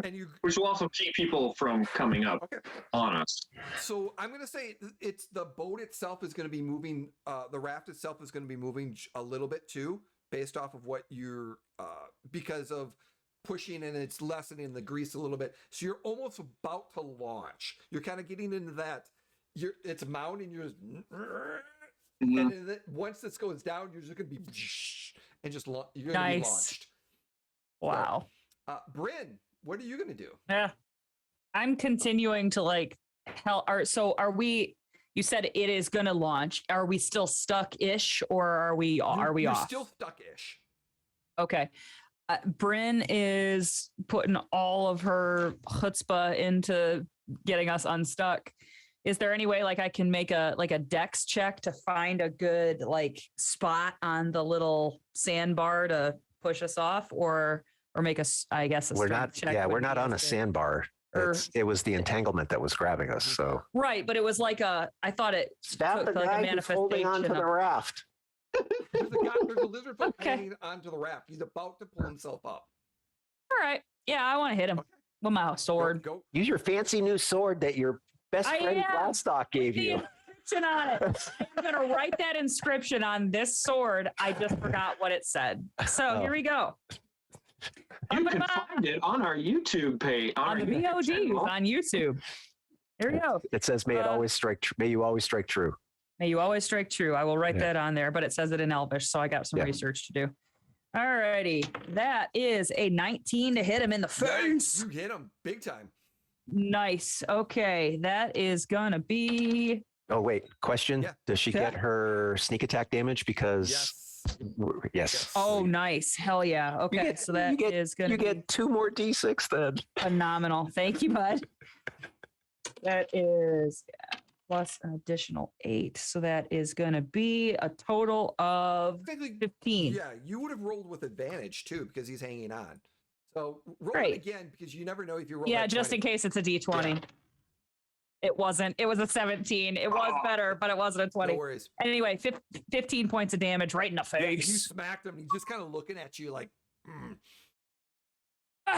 whap. All right. Nice. Which nice. Brings us to well struck.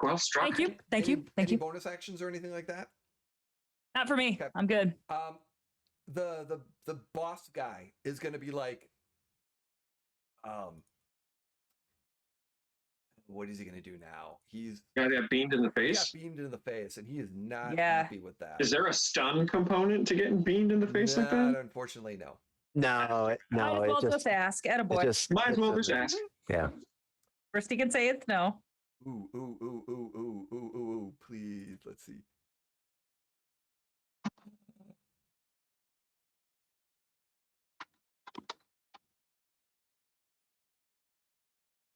Oh my God, the childlike wonder in his voice. 5, 10, 15, 20, 20. Let me see here. Oh no, it's not appropriate. It's not the same range. Shoot. It was miss because how I got the map done, it's not right. 20, 25, 30. Oh. Too bad for you. You're just out of range for something. You are just out of range. You know what? What we're gonna do, because I've got something up my hand. We're gonna take a quick break. And we're at that moment. Well, I decide what we're going to do. Find that it is time. Coach called timeout, huh? Coach called timeout. You can call a timeout. I got something good coming. I got something. Hey, listen, really good. we got 3 fulls and 2 30s left, boys. Don't you worry. Right. Well, it's good. We'll Let's be go. Back in 5 minutes. Hold on tight.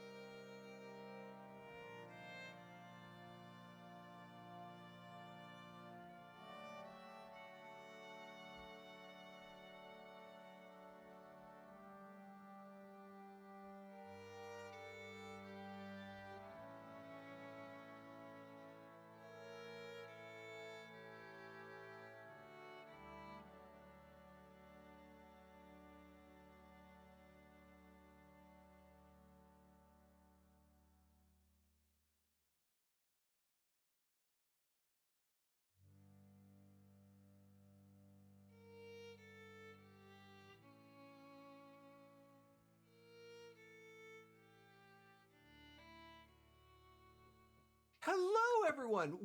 Welcome. We are back, and I have such wonderful players. I need to take a break to figure out how I could get them. And because they're so good players, they're 5 feet out of all my spell ranges that I wanted to do. Yeah, I heard him curse. I have these beautiful maneuvers I'm gonna do, and then nope, out of range. None of them. Nope, out of range. I'm gonna do out of range. And I just can't see. So actually the leader, the head Lizardfolk, starts calling out to you. And he's like, in Draconic, which Aviro can hear, he's like, bring him back. And he's not going to cast a spell, even though he's got a very powerful spell. He's more focusing on someone. And he might be, and then with the lizard folk there, he doesn't want to hit his own comrades. So he's holding off. But with that being said, Aviro. Yes. So suddenly, does a 15 hit you? Nope. No? Wow. Nope. He's so That's fast right. and He cast mage armor on himself.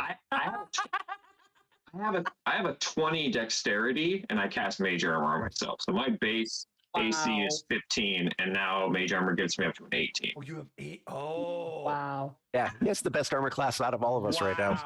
I picked the wrong Ironically person. enough. But so anyways, The kid don't want to get hurt. yeah, the kid don't want to get. So suddenly this snake comes out of the water and tries to wrap around your leg and try to and like bite and grab you. But you just Vero freaks the hell out. and you just as you see the snake come out of the water, you freak out, and that freak out was just enough to get out of this. So there is now a snake on the back, that on the side of where the wind is being. So you're like doing the wind here, and it just comes over to just the side of you. Okay, is there a roll that I should make to see if that breaks my concentration? Because that seems like it might break his concentration. No, it's At least there's a chance. normally yes, but only if you take damage does your concentration take. Right. Okay. breaking. Normally only damage to break your He's able to hold on. But I do want an Arcana roll with advantage if in case your hand goes in a different direction. All right, well, that's a 24. Okay, well, Okay. we're not going to worry about it. That's Oh my God, he's so 17. seasoned. Yeah. So yeah. Ice cold, So bro. you were like, you kept your arm back there. So you're definitely, you didn't, you could even eventually. It's pure Inspector Gadget happenstance, and not by Not by skill. And you wanted he to just freaked. you move it towards the snake too. That's definitely a possibility for That you. is absolutely happening now. Fair. And you're Fair. pretty sure what you heard was the main lizard folk speaking, and this snake listened and reacted to it. He might be able to talk to It snakes. could be his companion. It might be his. Alrighty, so Glasstalk, your turn. Okay. Oh. Is the snake 5 feet away from the lizard guy that's Yes. hanging onto the side of the Yes. boat? Okay. Actually, I- no. I'm sorry. I just because of I just realized where. So no, he's not. Sorry, he's on the other side because I did mention he's on that side. Hold on. Let me just check something then.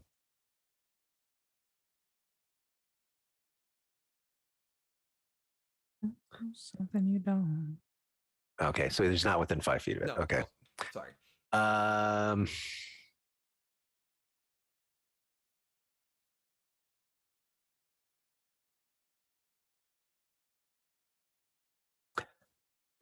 All right. I am going to I want to get rid of the one that's on the boat, but I want to discourage the other thing too. I'm gonna, with my crossbow, Mm-hmm. I'm going to fire, and 2 bolts are actually going to come out of my crossbow. One's going to go at the lizard that's down on that's holding on, and one's going to go into the snake. Okay. Ooh. So I'm casting Ray of Frost, but I'm using my sorcerer ability to twin the spell and attack 2 targets with it. So it looks like this repeating crossbow of blue light, right? Yes. Wow. All right. Yeah. Wow. I got to see how many. I got to double check how many of my sorcerer points I have to use. Hold on. What a stud. And isn't it Sorcerer's point equal to the spell's level, but because it's a cantrip, it only costs me 1. Okay. So and is there a attack roll? it's attack Okay. roll. Yeah, it's attack rolls against each So of them. first Lizardfolk and then snake. Right. Okay. The one holding on, do I get to attack at advantage Yes, because you of where do. he is? Yes, but Okay. because you're in melee with it. Nat 20, baby. I don't need it. I was gonna say because it's This straight. is historic. It's straight. So That's awesome. was that That's your first awesome. roll? Wow. That was my first roll. Then, yeah, we're good. Because I was gonna say if Okay. it was your second roll, then yeah, we got No. Okay. So he takes, because it's a crit, he takes 8 points of damage. And then his movement speed is reduced by 10 feet until my next turn. yeah, it doesn't matter because you just basically took him. Okay, good. Done. Yep. Good. Yep. And Game over, man. against the snake, I rolled a 9. 9 misses. Aviro's kind of in the way right there, and Bryn too. You're just kind of in the way to be able to swing it all the way around. So it kind of goes between Bryn's legs and. Aviro is actively getting in the way. Like as he's dodging around the snake, he's moving every direction that Glassdock does. Like at the worst. Yeah, possible it's time. And the like raft is I going lean like left this. and he leans left. Yeah. I lean right, he leans right. Yeah. Mhm. Just an FYI, just for you, Carrie. My other meta magic I took was distance spell. So that means I can cast Cure Wounds on you if you're up to 30 feet away from me. Thank you. I might need that.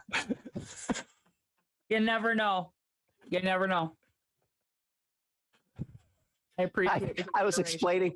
explaining to somebody how I was building this character. He goes, "You're not building this character to be optimum, are you?" I said, "No, I'm building this character No. to be fun." He goes, Which is why it's awesome. why don't you just take Healing Word?" And I said, "Healing Word only here's 1 to 4." I said, "Cure Wounds cures 1 to 8." I said, Yeah. Obviously. Come on. So Rocky flies down at the snake and Oh. misses, and he goes "Oh, damn." and just misses the snake as he flies kind of in front of it. That would have been awesome. We're taking mental note of how fearsome Rocky is right now. Yeah. My God. There's a Fierce. javelin coming towards you. Two. Oh, good. Yeah, shoot at the guy with the high. 19. Oh, he got hit. Oh. Oh, I'm down. there's the I'm snake. See it now. It's gonna take like 1 point of damage. Oh, I'm dying. Oh God! This is it. I can see the light. 5 points of damage. I'm Oh, dying. Oh God, I'm dying. How do you edit hit points in D&D Beyond? Bless his heart. how many hit points does Aviro have? 17. Oh yeah, he's good. He's good. Jesus Christ, he's fine. I have an 18 and a way crappier AC than you. Aviro is wailing. Concentration. Wailing. Oh yeah. Oh, it's gone. You got to make a constant. Yeah. How do you make a Constitution. Just click on your cons. Is it a con save or is it Yeah, just a con check? it's a con save. Con save. Well, 17. Yeah, you're fine. Yeah, you made it. You're fine. Yeah, you have to beat what the amount of damage that you took is. All right. Ow. The next, Bren, you're getting 1. A 6 misses, and then Glassdock, a 22. Oof. Oh yeah, that's just not Fear even comes worth me in. casting Yep, shield. you took 5 points of damage. Okay. As one of the javelins kind of comes up, and then there's another lizard folk just sitting, kind of on top, kind of grabbing, and is about to grab up. But when you start to move, he's definitely going to need you to make a strength check to see if he can hold on, which probably is not going Wow. to work. Now, Oh, remember Avero casts grease too, so Oh yeah. underneath the Oh yeah. boat. So yeah, So he's not going to be able to hold on to it as you Yeah. propel yourself. Awesome. The one we're going to get to the top of the round. The one thing you are hearing is you hear the main go, "Dragon!" Oh God. Well. Yeah. well, we don't hear that. We hear Yeah. Yeah. Avero hears And dragon. Avero, you also hear What's he the saying? word prince. Is that it? Yeah, it must be the prince. Okay. And Well, I He love that we're he treating doesn't say Rocky. anything. He We're doesn't say treating anything. Rocky like he's a puppy. Avero, your turn. Vero's wailing on the ground, dying. He knows he's dying. He angles as he's dying on the ground. He angles the gust of wind to try and knock the snake off and then propel us. Does he need to make a saving throw then? Gust of wind. I think so. Is it dex saving throw? Where he gets pushed back? Strength. Saving Oh, throw. strength. Yeah. That is going to be, yeah, he fails. You literally just push the snake right into the water and you propel yourself and you're going 50, 60, 70, 80 feet just down. And you're just, and for the next, literally for the next 45 Camping seconds stone. that you're just going down, you completely get out of any of the range. And Rocky's just flying right with you. And he's just kind of flying with you. You're out of that area. And Perfect. Wow. it's dark. We have infravision. So you Yeah. can. It's like that scene in Predator. You are definitely going to be out of combat from them. I needed somebody roll me a survival check with advantage to make sure that you can get to land back at somewhere. I will. Nat 20. Woo-hoo, there we go, Wow, baby. it is a nat There we go. 29. This is historic. We're changing the name of the team. And I say that, and the one's coming next. Yeah. Yeah, you find your way, no problem. You get to your location, you can get off. But here's the thing. You realize a few information. There's a mine somewhere close by this particular thing in the Bayet River that is the tribe's base of operations. Okay. You don't know exactly where that is yet. Yeah. But an intelligence or a survival roll, I will give each of you can do one or the other based off the map that you have, based off of some of the information that you were able to gather. You might be able to piece where it is. Or straight intelligence Straight roll. intelligence roll. I'll make the survival. 23. 15. What do you get, buddy? Looking for your uncle. 23. I just told you. Oh, not you. 3. Yeah, based off the map and everything else, you're kind of like, Avero goes, it's right here. It literally. Glassdock's looking at the map upside down. Yeah, almost. Oh. I mean, it was. Who puts a map with the north arrow pointing to the right? Map the north arrow to the right. What the fuck is this shit? This This is ridiculous. the little dot that's right there, that is that's where it is. And what you can tell from the map, it's probably there's a little bit of cave. There's water that kind of comes into the cave a little bit, but it's swamp, and there's a mining or a cave structure somewhere in there, and that's probably where they are holding out. All right, boys. We're heading back to town, right? No, We are we're not. heading towards their camp. Are you insane?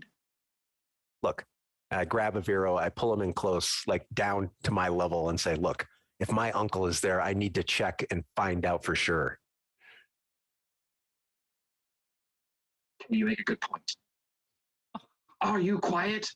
How are we going to do this quietly? It's going to Well, the first thing would be for you to shut your trap for a change and stay quiet. Bastock, he said he'd help. No reason to snap at him. Sorry. Very sincere. Well, boys, I think the main question here is, do we want to take a rest or do we want to hit him right now? I understand night might be the best time, but some of us are hurt. Or we come back with more people. No, let's we don't have time. We don't have time. Let's take a short, let's camp real quick. Rocky needs to eat, and yes, he does. Then we'll press on. Okay. Yeah, no problem. A short rest. Okay, heal up.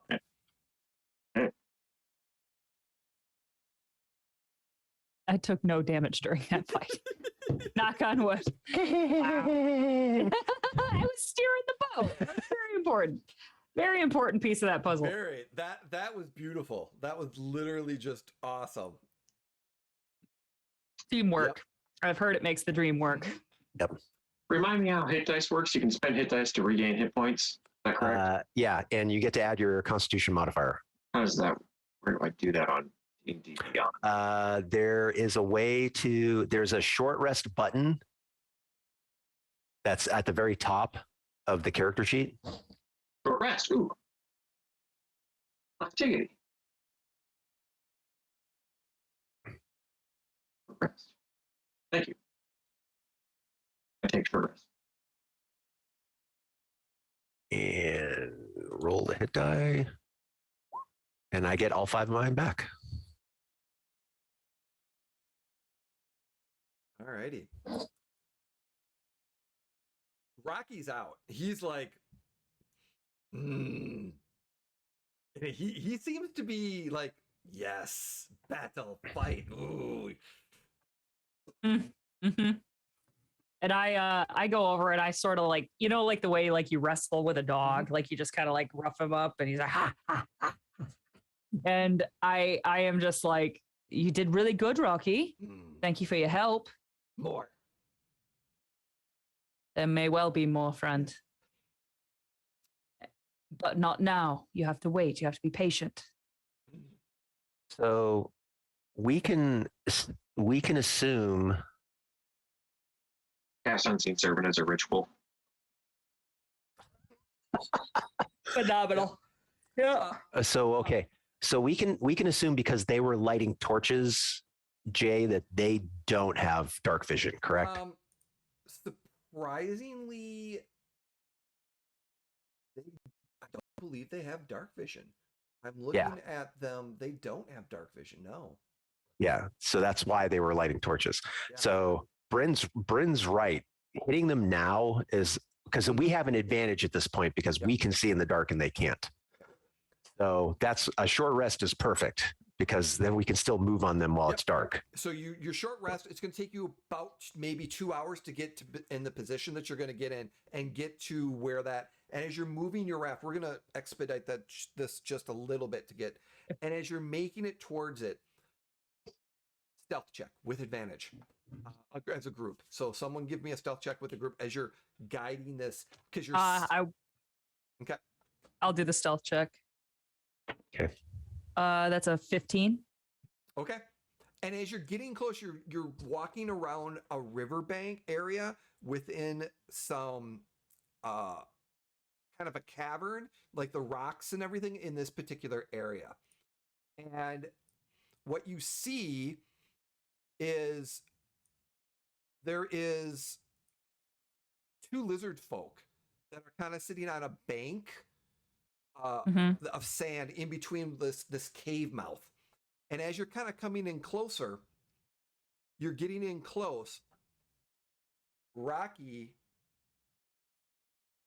gets the anticipation gets the best of him. And he literally just flies shit right up to them. We didn't say we put him back in the box. Should have No, you been did what we not. did. Oh well. And as We were gonna kill these bastards anyway. And as he flies up, he unleashes his breath weapon on both of them.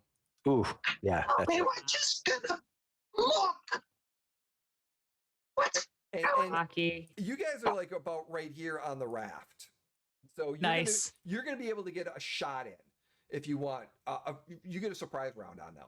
But Rocky Okay. comes in and he just literally just burned. But they heard something, and because of the angle, he was able to get both of them. But Wow. he wait a minute, that's not what I wanted. I want this. They ended up taking 12 points of damage each from the acid that's just basically getting them. As Rocky they were able to dodge out of the way a little bit, and he just kind of just does this line of acid shooting into him. What do you want to do? Range attacks. You're able to do. Each of you get one shot or one. I'll take a shot with my short bow. Okay. Here I go. Give me a roll. It is a 22 to hit. You get advantage because they are surprised. Oh, she gets to do It is. sneak attack God damage. bless Then. America. It is. That was a 19 on the second roll, but so still a 22. Okay. And do that I get hits. sneak attack though? Yeah. I you get get sneak sneak attack? Hell yes, son. Let's go. If they don't see you, Well. it's dark. So That sucks. 11. Even with the 2 bonus die. 11 points of damage. that's enough to take him down with the acid and the shot. Yeah. Well One of them is then. down. Next Hooray. Well, I'll crossbow the other one. one. Give me the roll. We'll crossbow him. Is this at advantage? Yes, it's at advantage. All right. First roll 24. That hits. Second roll 11. So That misses. yeah. So I do 5 points of damage, and his movement's reduced by 10 feet. All right. So he still appears to be up. Definitely got burned and cold on him, but he's still available. Aviro. Bureau cowers in the back. Of course he does. It's been a big day for Aviro. It's been a big day. All right, let's go ahead and roll initiative, and we're going to keep this initiative going. Oh, nat 1. There's the first one of the night. Ooh. Thanks a lot, Jim. I blame you. I got a 9. 9. Oh, it's not going to matter. So, Bryn, what's your total? 5. All right, so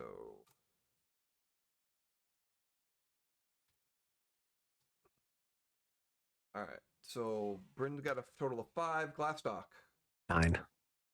9. Nine. Arrow. 19. Did you just say 19. 19? Atta boy. Atta boy.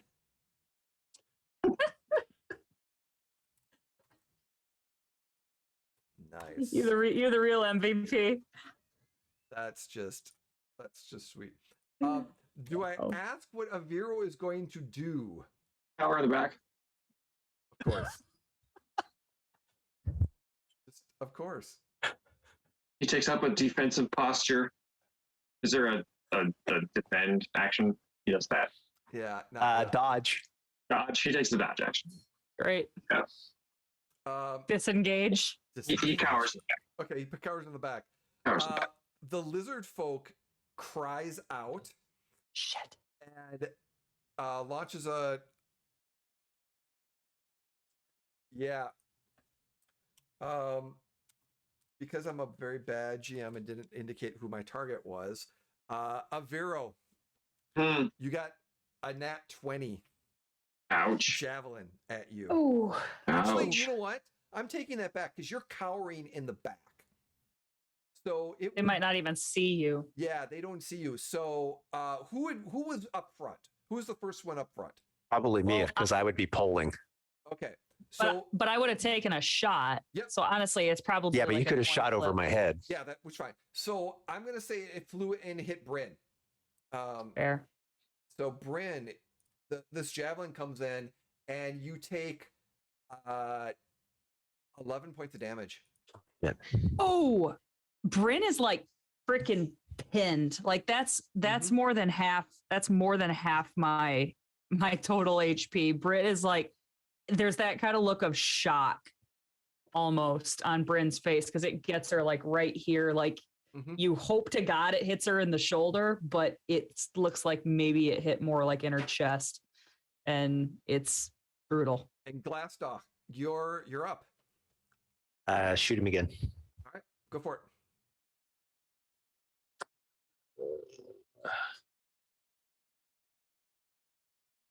Shit, 11. 11. Oh, wait.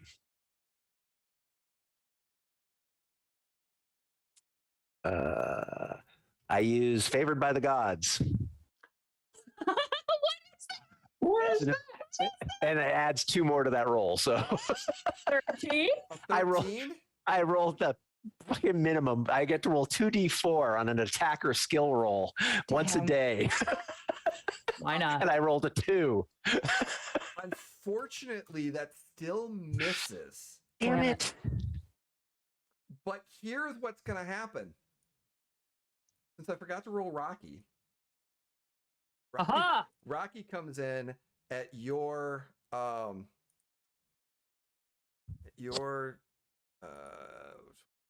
So gets +4.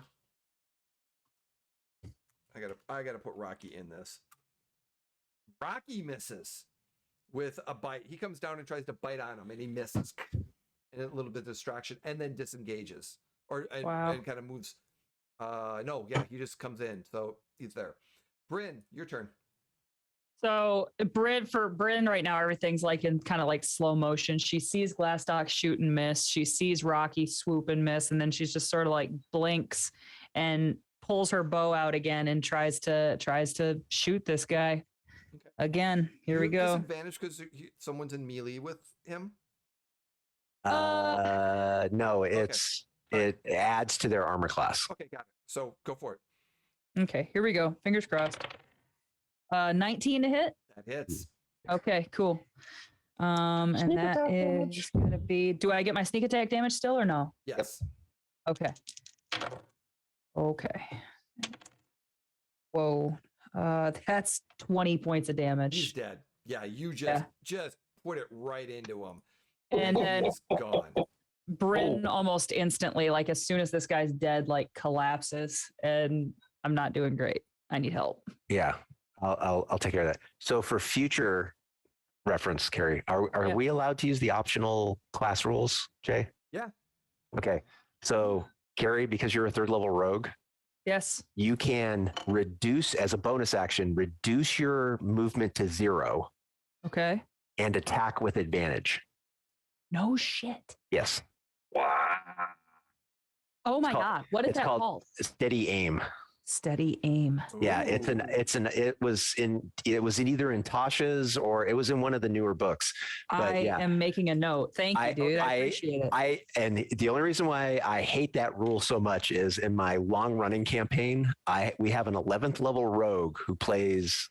He's a a scout, and so he does yeah. everything ranged. So he literally sits in the back, and every single turn he goes, okay, taking aim. Steady aim. So he's automatically attacking at advantage. So he gets his sneak attack damage every single time. Every time. And he as long does as he doesn't move. 66 sneak attack damage every single time. Dang. Awesome. That's Yeah. so awesome. Phenomenal. Well, Yeah. thank you. Yeah, he's critted against like big fights. He's critted back-to-back times before. It's ridiculous. Phenomenal. Well, Yeah. it's not that unlikely when you're rolling Yeah. with advantage. Hashtag Yeah. math. Nah. Sorry. So we're getting a little bit close on time, so we're gonna expedite. So as you approach from the swamp, like I said, I'll burn a cure wounds on Bryn. And now that everything's slowed down real quick, Jay, I apologize. Oh, no Bryn problem. Bryn would kind of notice that Glassdock is doing something to do Mhm. this healing. Like it's a little bit more of an isolated thing. Oh, And she kind of like squints at him and doesn't say anything, but You get 5 back. Thank you. Yeah, it was going to be 11, but it Damn it. tipped over at the last second. Perfect. Okay. Sorry, Jay. Thank you. Oh, no worries. So as you're moving in, you get into the main area of this cave, and as you're looking around, it looks like it's a cave that's been mined from here, and the water seems to have come in over time. But this is a dry cavern. There's damp socks, fish spit, with spit on javelins, and there's 2 wooden kegs here that are kind of scattered around the floor of this cavern. The 2 lizard folk are there. Like I said, you are able to get through those lizard folk, and as you're making your way down the, you make your way through the room into this caverned area. It goes a little bit more towards the north, as you can see, and you see it gets more water. So it opens up and oh no, that's not what I wanted. I want reveal. Oh, wait a minute. It did oh, I'm on the wrong one. It would help if I'm on the right map. I'm looking at a different map because I had to take a look. So as you can see, there is a large pool of water. And you're pretty sure you're moving into this area, you're going to have to swim. And Okay. the cavern over here is relatively full. So you're going to have to do a little swimming to kind of follow and hold your breath. Great. Rocky, on the other hand, is like, oh, I can just swim. Yeah, he's going to be in his element. So amazing. I love him. Mm-hmm. So Vero taps Bryn Glassdock on the shoulder and says, "You're telling me we have to swim under the rocks to get into this place? Yeah. I don't know if I can do this." Do you have any kind of spell thing that you can have a little bubble of air or something? Well, tell you what, and I pull out like a small length of rope. I'm like, you can at least hold your breath, yeah? How is that? That's just a constitution thing? Yes. Yeah, over time, yeah. Mm-hmm. Okay, so he's got a 13. Okay. Yeah. So you can at least hold your breath, right? I suppose. Well, I'll tell you what. When I'm swimming through, I'll bring you with me, and you can have this little tether, and it'll be tied to me, and I'll make sure I pull you through. All you need to do is kick your legs. Right. I wear robes. You'll be fine. And I look at Glassdock, and I'm like, actually, that's not a bad idea. Vero starts taking his robe off. He's in his. Avero. Do you want me to die? I would like to swim. How well built is Avero? What's his strength? 10. Yeah, he's not. He's this tall, gangly elf. Bryn is still not entirely not into it. And she does look at Glassdock real quick and is like, actually, that's a pretty good idea. What if I swim ahead just to make sure it's not like a mile underwater? Rocky's with you too. Yeah. Yeah. And then if you feel, and I'll leave this rope, and if you feel 2 tugs, pull me fast. Vero puts his robe back on until it's time to have to get more. Just in case. You got it. All right. And I tie like a rope to like the back of my, like a belt or something that's on me, and get ready. Good luck. Thank you. As you're standing there, you go underneath and you start heading into this area underwater. And it opens up to a cavern, another cavern that is completely submerged. So you make your way into this cavern, and as you're holding your breath, you see another slight, and you see open air through here. So it's a matter of getting in and getting out. Like I said, you're pretty sure you're able to hold your breath the entire time and swimming through this. Okay. You'd be able to I want to continue forward and just Okay. poke my head up like a freaking Navy SEAL and just see if there's anything that's immediately a danger.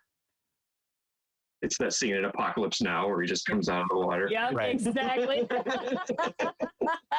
There is Lizardfolk. Okay, is he right there? Yeah. Does he see me? Can I make a stealth check? You can make a stealth check. Oh shit. Would you roll? It's a 9. It's a 9 total. Okay. Rocky needs to make a stealth check. And he's got some swimming. He's gonna Is he a stealthy boy? He's a little bit of a stealthy boy, but let's see here. He is a toddler. Do you not understand? He's like 10. He is a toddler. Oh no. Yeah, they turn around and they're like, oh Shit. and yeah, and Rocky immediately just runs at one of them. Oh my god. No. Oh no. How many are there? 2? 2. Okay, shit. So okay. Well, okay. So I can't see. So Yeah, you can. Yeah, You have you can. infravision. but no, Carrie can't see. It's still fog of war in here. Oh, sorry. Help me. Carrie can't see. Still got the Turok fog. Oh, I hate to tell you, but 50 feet of rope, you're way past that. Oh yeah. But you never felt 2 tugs, right? Right. No. Oh, okay. Yeah, Well, since you didn't feel 2 tugs, what would you like to do? Well, at some point, that 50 feet would have, like, she would have felt that resistance because I'm not going to let go of the rope. yeah. So, Honestly, Bryn probably would have.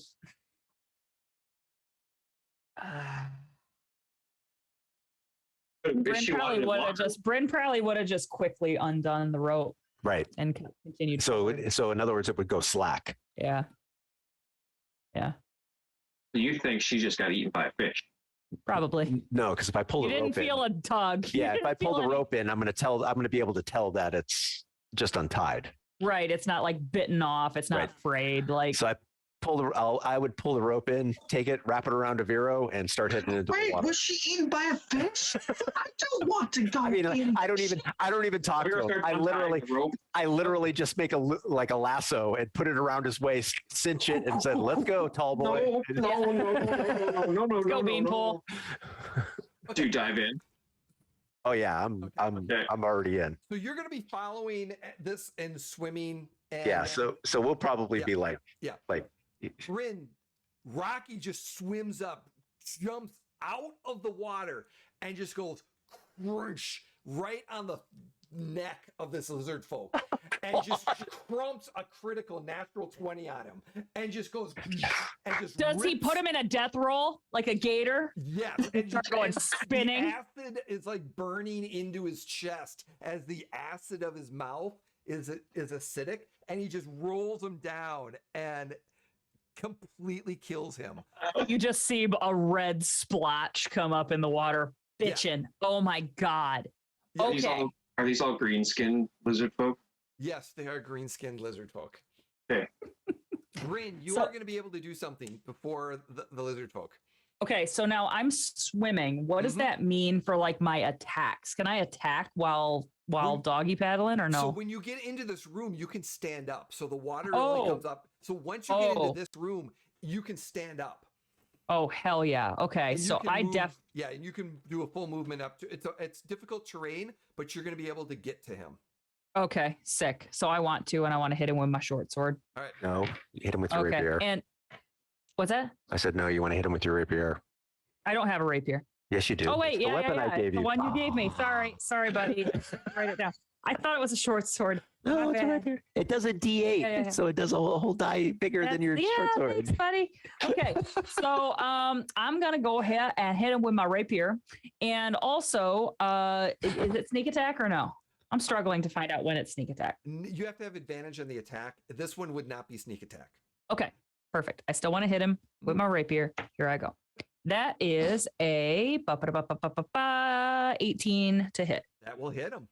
Nice. Hell yes. Okay. Here we go. A D8. Oh, it's a 1. Great. So that's going to be 5 points of damage. All right. Yeah, you just kind of sliced him up a little bit, and he's like Yep. a little on the injured side. Yeah. I'm going to say, based off of how this is going, Vero and Glastoff, you're getting close, and you can hear the combat happening in the room next to you. And Okay. kind of and you can see ahead that there's air.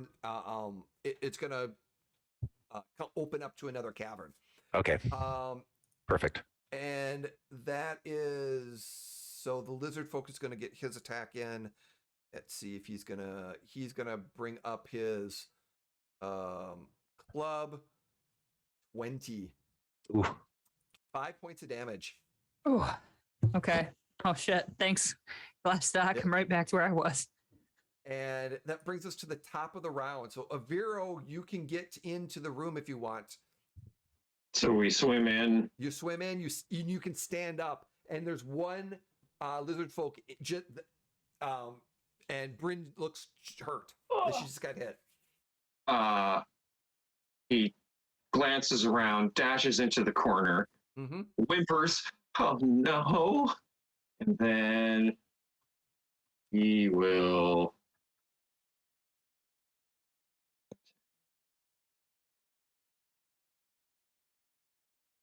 The lizard folk that Bryn is fighting is in the water. Yeah, That's correct. You can And stand in the Rocky- water. Yeah. And Rocky is on the beach there. Okay. Yep. Mm-hmm. Okay, so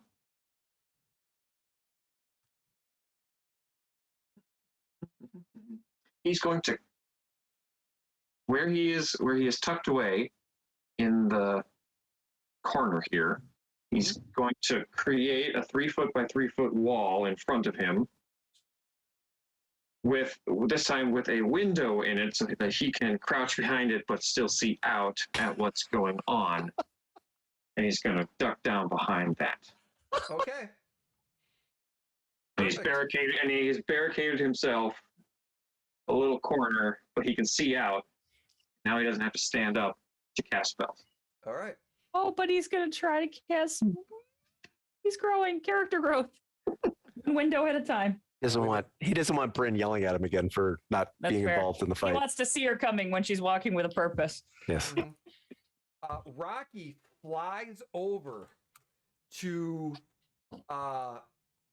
him and just takes this chunk out of the guy's back shoulder and just drops onto him, and he's like, "Argh," and just chomps onto him, and he's like, "Ah!"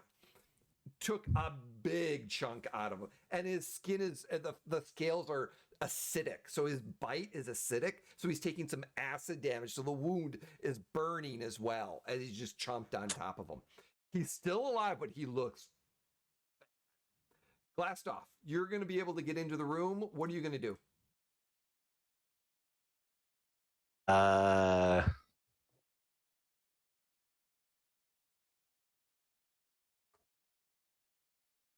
Bryn gets 15 hit points back.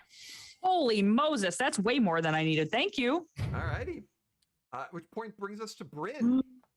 Oh my God, I want to hit him with my rapier. All right. Here we go. Ooh, that is 12 Remember, to hit. if you reduce your movement to 0, you can I attack would like with to do advantage. that, please. Okay. Oh, you do have advantage because Rocky's there too. Well, she would get her sneak attack damage, but not necessarily advantage because But I get advantage because Rocky's there, and I get my sneak attack damage because of Yep. That's 8. That's better. That's 18 to hit. 18 hits. Amazing. Nice. He doesn't have that many hit points. You're gonna take him out. Skewer I get him. You're gonna skewer him. Yep. So I imagine I do like straight through the chest. I've burned through all my spell slots. Thank you. We need it. So the one thing that you're realizing is in this area, there is a whirlpool Ooh. that's going down. Mm-hmm. So what would you like to do? I want to snag Rocky and get to that little sandbar. You see a small tunnel this way and a little tunnel that way. And I want to Oh get. crap! That's a tunnel. Avira would not have done that in front of the tunnel. Well, I want to get right here, Okay.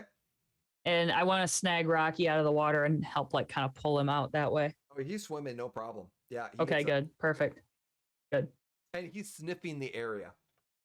nice. And he looks down at the whirlpool. I think that's Rocky's way of telling us that's the way we need to go. But he's kind of looking around as well. Rocky, he says. Oh, wait. Rocky, is the way to go back home? No. Wait. We're supposed to go back home, right? What? Ask Rocky if he smells something that smells like me. Glassdog wants to know if you smelled something that smells like him. But really, we want to leave, right? No, we want to Smell find like beer. no smell like dwarf. I look at Glassdog and I'm like, "Can I see the cloak?" Oh yeah, good idea. And if Glassdog hands it to me, I do. I would like put it in Rocky's face, and I'd be but like, not on Rocky. We don't want to acid damage it. "No, I don't want to touch him." No, he's like can't smell. Too much fish. Too much lizard. Here. Yeah, Too much others. it's pretty strong. Everyone give me a investigation or perception check.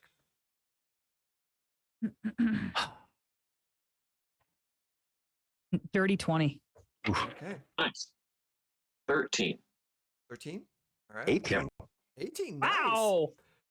I actually rolled well on perception. Congratulations! Well, you're focused right now. It's your uncle. Hyper focused. Yeah. Avira didn't want to be here. So what you see is Vero never wants to be anywhere. That's the library. there is some footsteps of lizard folk going this direction. His new friend Kinko. Yeah. Down this direction, but you also see some footsteps that are lizard folk and non-lizard folk going this direction. Well, that's the way we're going. That's got to be it. And yeah, when we see that, it's like, I think it's got to be this way. It's at least a good place to start. If it's not the right way, we turn around, come back. Mm-hmm. Agreed. Yeah. So as you're moving, you're making your way. It's a Making my way. cavern, and it starts to slope downwards. Mm. And you can hear water rushing. So as you're kind of going down, you're looking and you can see down, there's water, and the waterfall from the whirlpool is flooding, going into this room. Oh, okay. Got it.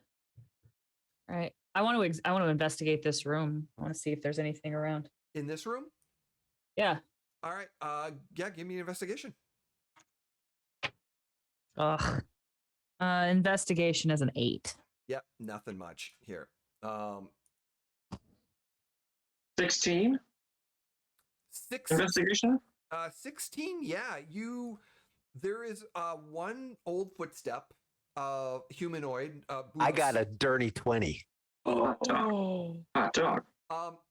There is a bloodhounded it over here. Yeah, you bloodhounded it here. I am hyper focused. Yeah, you were very hyper focused. There is a non-lizard folk track here. It's been a while, but it looks like a boot. Humanoid, medium size. It doesn't look necessarily dwarven, but it's something that it's definitely going down into this area. On the wall, you hear, or scribed on the wall, there is some writing. And the writing says, in what language? Draconic. Oh, okay. I can't read it. That's a. I'm gonna say, what is it here? Where's my? I gotta think. Okay, that's what it is.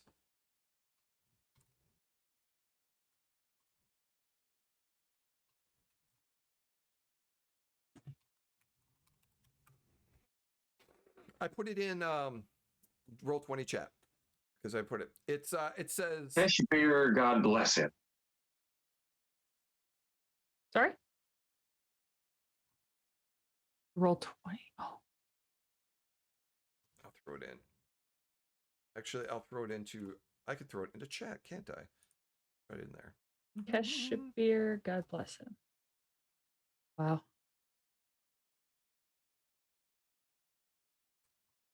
So it's written in blood. Right.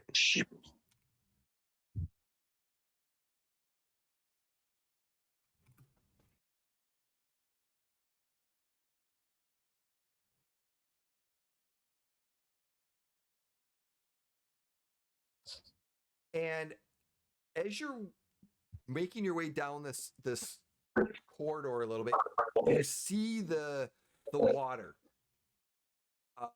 kind of going around.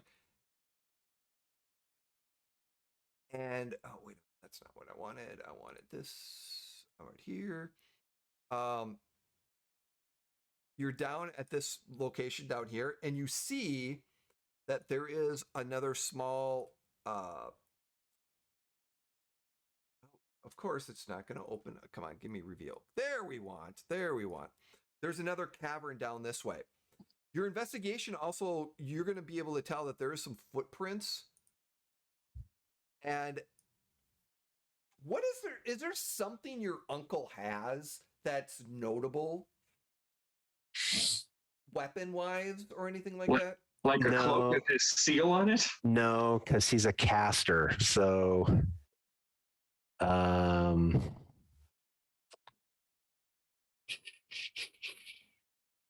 Signet ring? I'm going to say you see a dwarven symbol on the wall here. And it's a dwarven symbol. he's the oldest brother in the family. So if there was anything that would be handed down by the father, Durfin would have had it. So there's a magic symbol, and he just basically like a minor illusion or something, like a seal, like a rune. He just cast and put a rune on this wall, and it stayed there.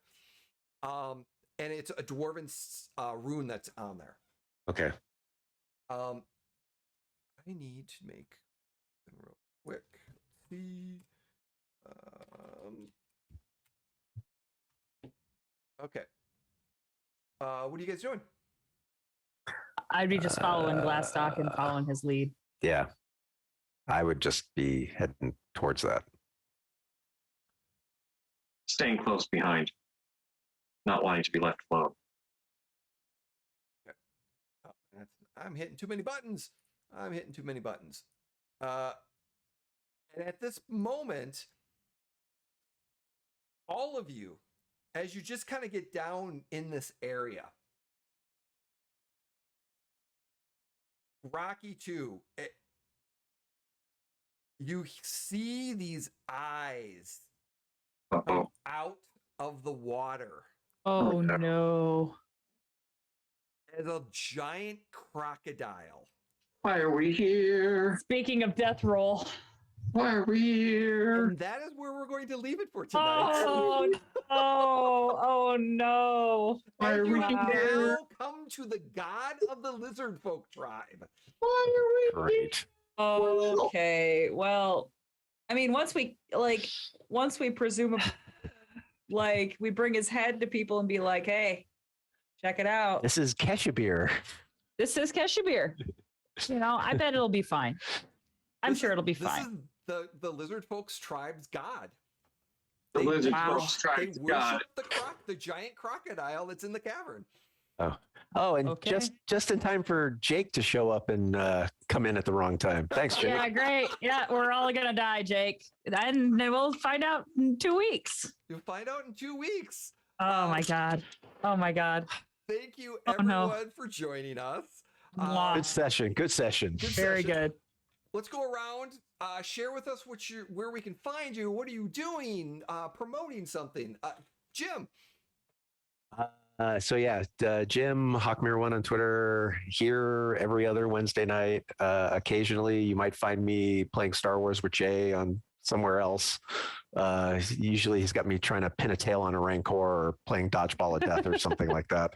Just some And fun stuff. in the HUT games, yeah. Like you do. Starting up back again in the beginning of March, I believe. I will be back on Thursday nights on the rebooted our on Blue Water Dragoons channel. It's a reboot of our previous series, except we're all playing rogues this time. Oops, all rogues. Oh, oops, all That's rogues. Nice. Well, oops, all rogues or stealthy type classes. So of course somebody had to not pick a rogue. I'm not going to mention myself by name, but yeah. So Awesome. Are you perchance a ranger? Jim? yeah, I'm playing a Gloomstalker. That's so out of character for you. I know, right?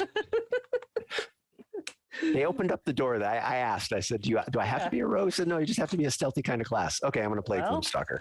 So Perfect, as it should be. All is right with the world. yes. Awesome. Thank you so much, Jim. Jeff. Hi, I'm Jeff, and I play in this game. Yep.